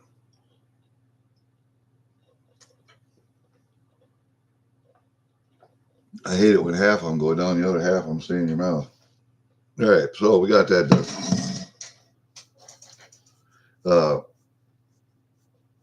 I don't know how long I'm going to be on. I'll take the hook in too, please. No, in all actuality, on this hand, my left hand, this knuckle right here catches. So it makes it, you see that? Makes it really hard to try and play guitar or grip tools. And I'm also having a problem with this thing right here. My thumb is just crazy painful for some reason. I don't know what this is in here. See, that's the one where I cut myself from my palm right here all the way up into my thumb right here with a bandsaw, I think. And I think maybe that's coming home to haunt me right now. I don't know.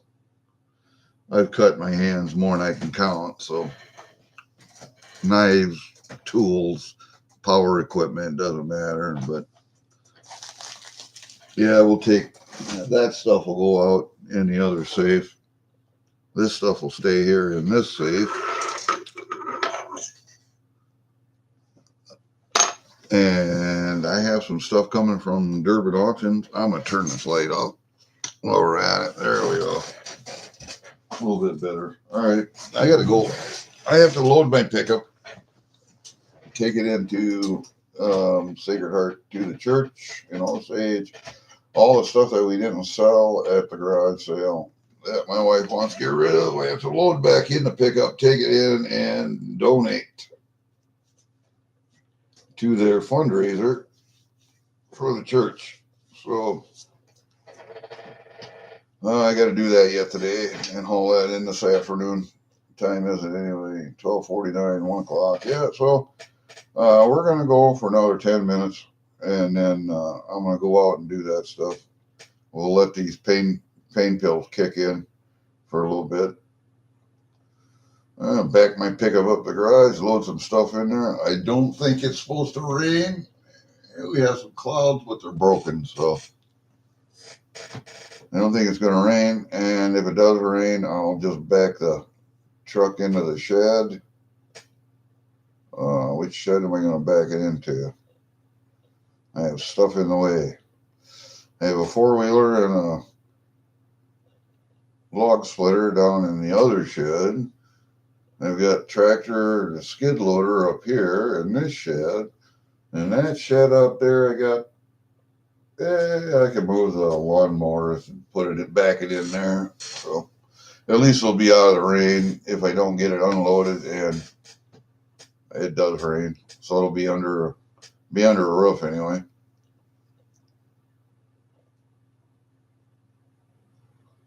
So yeah, we get that done. I don't know.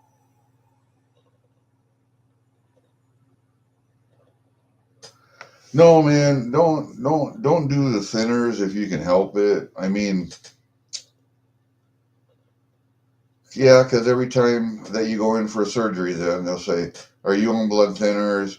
And you're gonna have to quit taking that medication this many days prior to the surgery. Blah blah blah.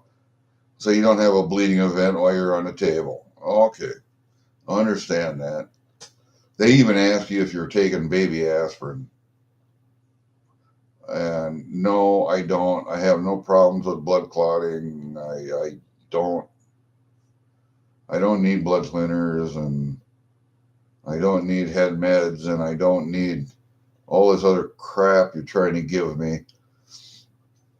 I take a lot of vitamin D, fish oil, a lot of vitamin C, B12, um, when I get it. Let's see, what else do I take? I take horse medicine, all kinds of horse medicine. Um,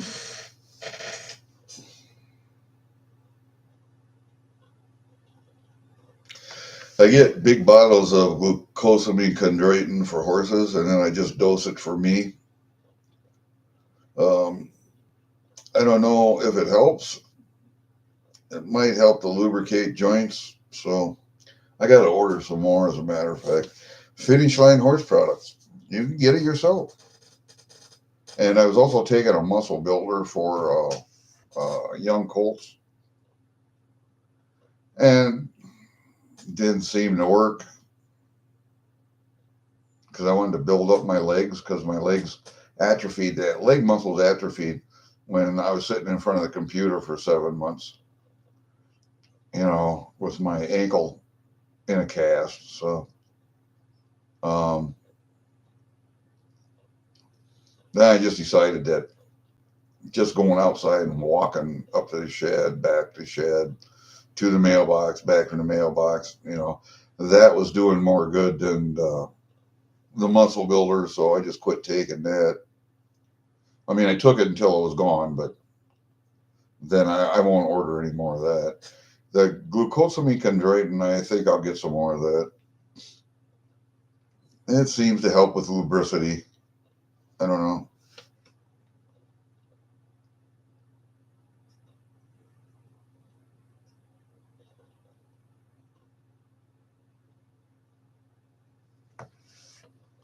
Well, of course he moved south. You want to know why he moved south, don't you? Because we don't have socialized medicine here, and he can still make some money. I mean, that's just common sense. That's what that is. But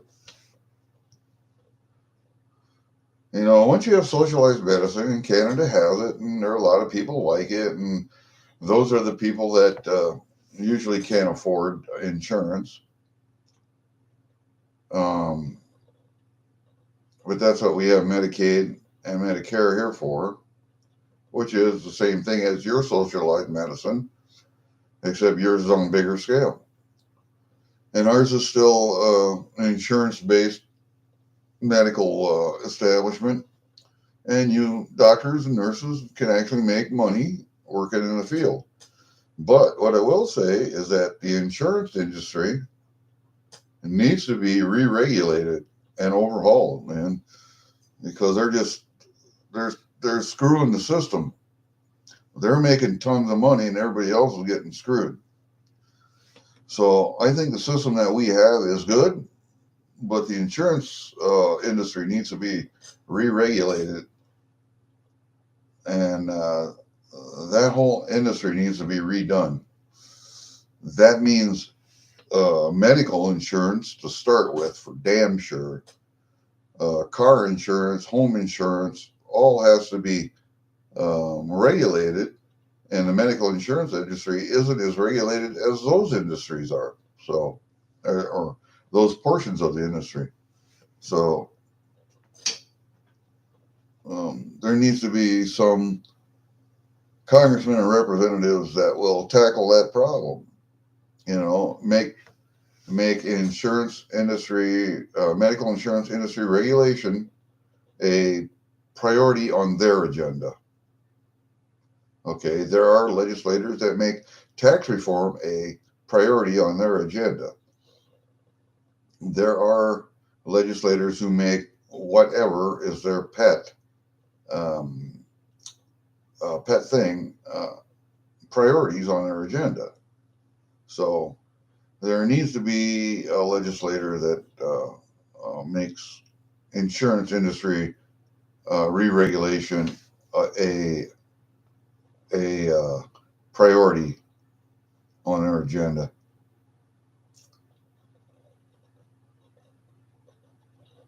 I don't know. Don't freak out. You know what? I look at it like this. I'm on the 65 and out plan, or I was, and you know, at one point when you're young, you think you're going to live forever. Nothing's going to kill you.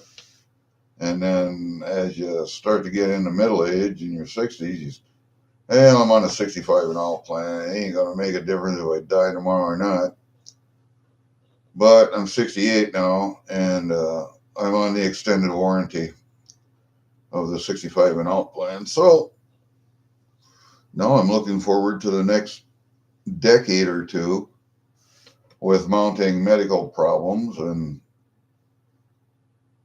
mounting, but you know, it's going to happen when it happens. You got no control over it, or very little control. So why even worry about it? Why even think about it?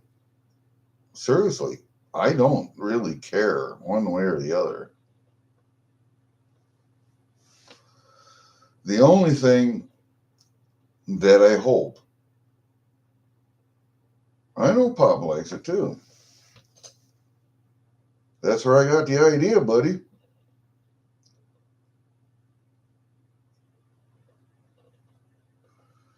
Protein, eggs and meat, buddy. Eggs and meat.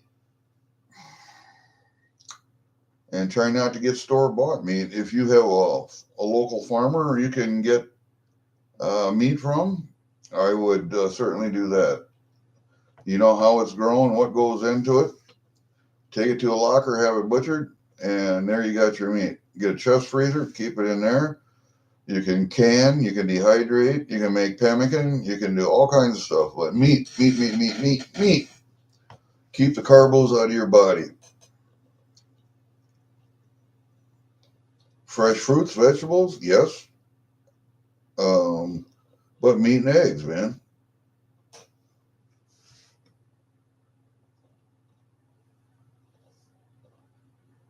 Well, I find a lot of times doctors, they will look at symptoms and they'll go, well, it could be this, it could be that, it could be this. Well, let me see, what's going to be the most likely? All right, well, let's try medication for that. Well, that just about killed you, so it wasn't that. So let's try the next likely thing. Let's try the medication for that. Well, that doesn't seem to be doing any good, so let's try the next one. Oh, hey, that worked. Well, we'll just keep doing that then. You know, doctors are nothing more than educated guessers. They're very educated guessers.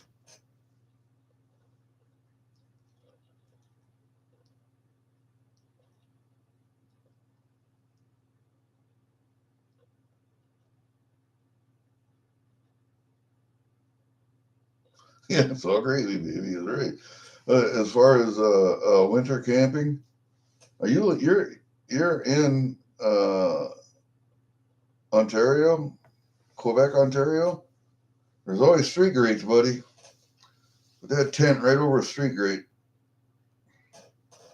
Abandoned cars, they work.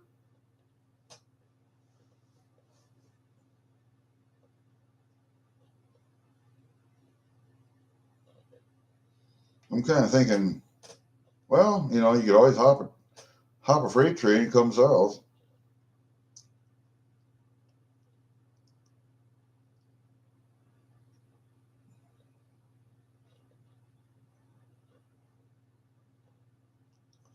I'd like to be able to walk more, but I can't, so I won't.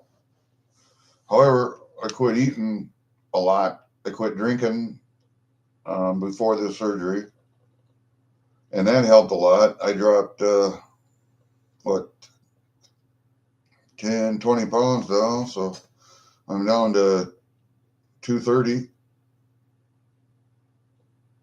I'd like to get down to 220. 200 to 220 would be great, right in that range. I know I'll never get back to 195 where I was when I was young and dumb and full of stuff that rhymes with dumb.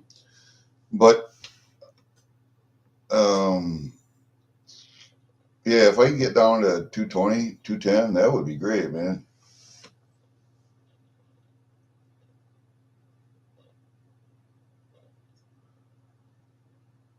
Well, man, you're gonna have to talk to the farmer, but you're just gonna have to do it on his time. That's all. You can say, I got a brother who raises hogs, a few hogs every year, mostly for a family. I bought a lamb one for $100. And what I'll do is go over, shoot it, stick it, gut it, skin it, quarter it myself, throw it in my walk-in cooler, and I will throw it on a table. In the butchering room, I have a butchering room. It's like a mini locker. And I have an 8x10 walk-in cooler, so I do all that myself.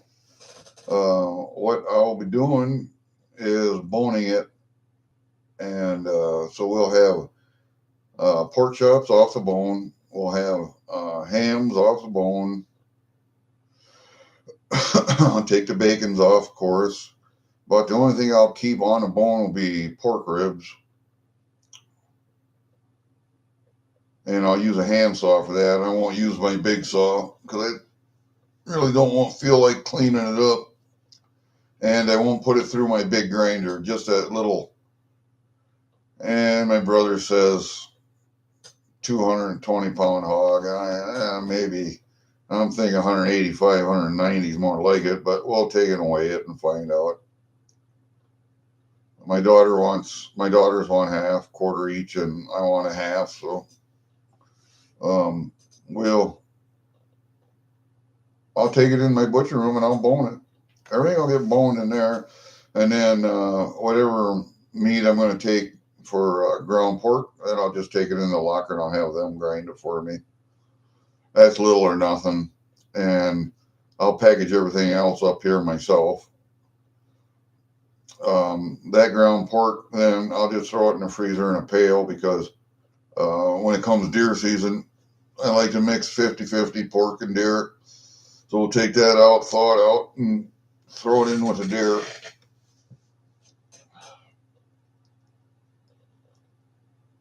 You know, I've put beef in with deer before, but I really don't like beef with deer. That's too similar. So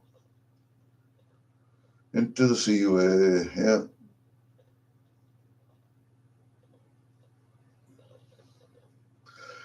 Dude, there are places on the United States Canada border that you could walk through and nobody will ever know.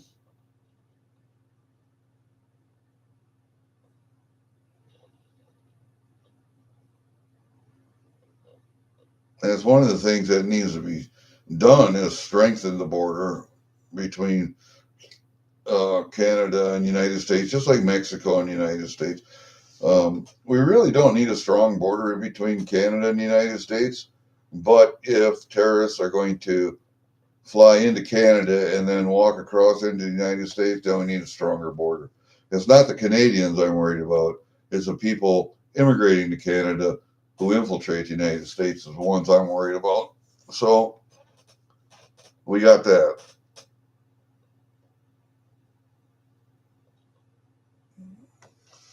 Yeah, I went out and bought, some of those plastic 5-tray dehydrators at Walmart, and I've had 2 or 3 of those, and they never last. So I bought a good 12-tray big dehydrator, and someday I'm gonna go out with my phone, take video, and I'll upload video of my butchering room, and maybe a video during deer season of people actually butchering deer. When you get 6, 8 people in there and everybody is doing a job, man, we go through 25, 26 deer in 2 days. Easy. Easy. So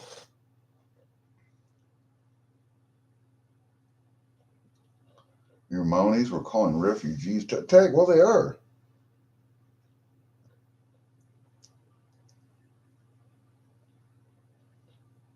Yeah. I would like to get a, I do have a nice vacuum sealer, but I would like to get a commercial one, but man, they're expensive. So I just buy the other ones and use them until they die. Maybe every 3 years I have to get another one. But I like vacuum sealing things. Um, the freeze dryer is what I'd like to get, but man, oh man, those are expensive. I got a big dehydrator, and I fixed up a stove, a kitchen stove, glass top kitchen stove. Had needed a control, so I put 160 bucks into it and wired a 220 volt outlet into the butchering room for the stove to plug into. So now I can actually can out there. I don't have to do it in the house. I do have a big smoker I made out of a big electrical box. I'm a big electrical cabinet, like 7 foot tall and 2 foot deep and what, 4.5, 4 foot wide, something like that. I put a heat source in the bottom, LP heat source in the bottom, so I can run it off tanks. And I put a smoker on the side of it, a Big Daddy smoker. And I smoked some hams in there, and they were pretty good, man. I did cherry wood. Yeah, they turned out okay. But it's sitting in my shed, and I would like to take it outside and move it outside. But I have to figure out a way to protect it from rain. So I'm going to have to build a little roof over top of it somehow coming out from the shed. But it actually worked pretty good. I've used that one time. I have a small smoker on my barbecue grill outside. So if I just want to do pork chops or a couple of bacons or something like that, I can actually do them on the grill.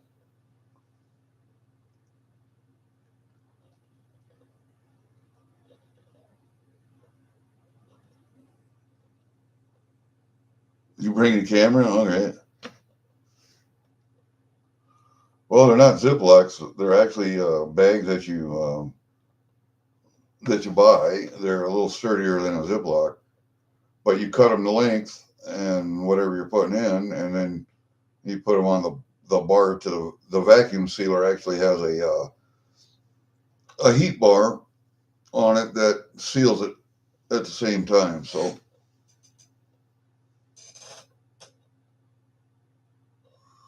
yeah, we've done a few beefs out here. I think we've done 7 or 8. And so, skinning beef, need a tractor and a loader or my skid loader to lift them high enough in the air to skin them. You could gut them laying on the ground. You could actually skin them laying on the ground, but, like an elk. But um, you could do it in the back of a trailer. It's not bad, but you're bending over all the time. I'd rather hang them from the loader and hoist them in the air and then have the weight of the hide coming down, help pull it off. So you still got to cut, but you're standing up, you're not bending over all the time, and the weight of the hide is helping pull it off. So, and then you got battery operated sawzalls. You cut the legs off, you cut the head off. You got all that stuff, and your battery operated sawzall, you can cut right down the backbone with it, and then use your knife to cut in the quarters, and then have 2 or 3 guys with hooks helping you haul a quarter of a beef into the walk-in cooler and hang it. And beef's got to hang for a couple of weeks before you butcher. So, and a lot of guys like bone-in meat with their beef, steaks, T-bone, that kind of stuff. So then we'll use the saw. You still got a lot of grinding, so on a beef. So break out the big grinder, the big Hobart saw, and um, then we'll do bone-in beef. Most of the time, I don't do bone-in stuff on pork unless somebody actually really wants bone-in pork chops. Then we'll break out the saw, the Hobart, but don't really need it most of the time because most of the pork we get is either going to be bacons or hams, and I really don't need bone in my ham. The only thing I really have bone in is ribs, and if you want to make pork ribs, and a lot of times people don't even care about pork ribs, so we just, you know, cut the meat off the pork ribs and throw that in the grind and get rid of the bones. So this next pork though, you do want to skin out the head. I think I'm gonna fry the ears and take the jaw meat out, and we'll see what other meat's on there. You know, we always throw the pork heads away or give them to the coonhounds and let them tear it up. And my nephew still has hounds, so my brother got rid of his. I got rid of mine. I haven't had a hound now for 5 years probably, and I can't walk anyway, so there's no sense having coon dogs.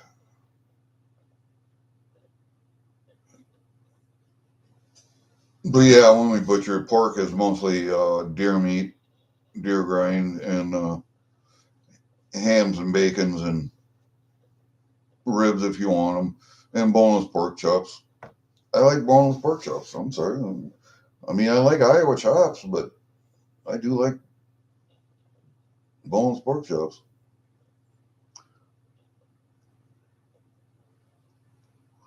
I don't need a fireproof roof. I just need a tin roof with just enough to keep the rain off it with steel. And I got plenty of angle iron. I can make the steel frame for it.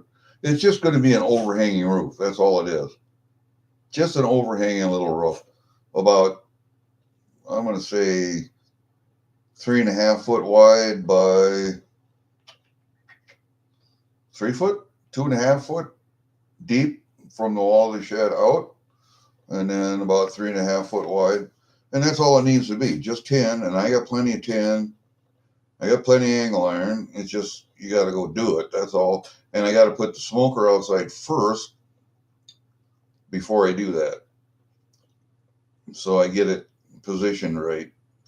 And on the one corner of that shed, I want to put another shed, an add-on. And I have the shed. I took it down.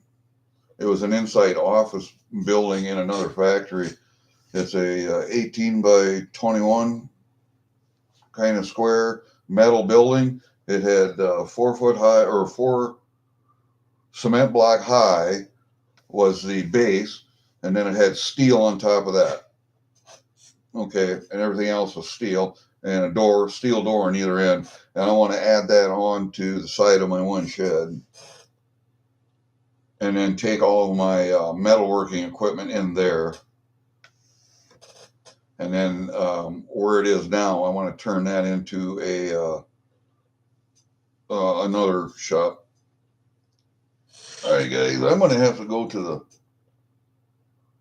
outside here, so we're over 2 hours. So I want to hit it, man.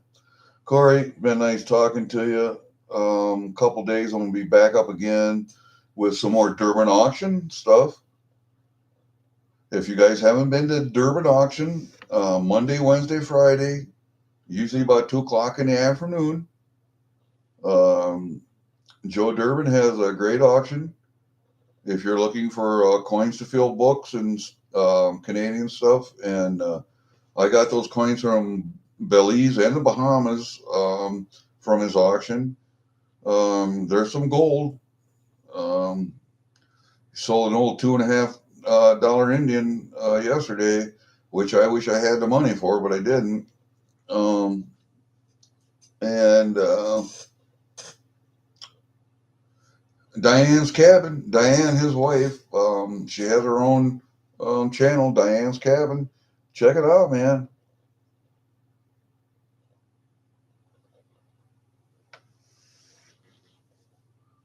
Oh, I love seafood. All right, dude. We'll see you. Take care. I'm out. Remember, live free or die. And never forget that. See ya.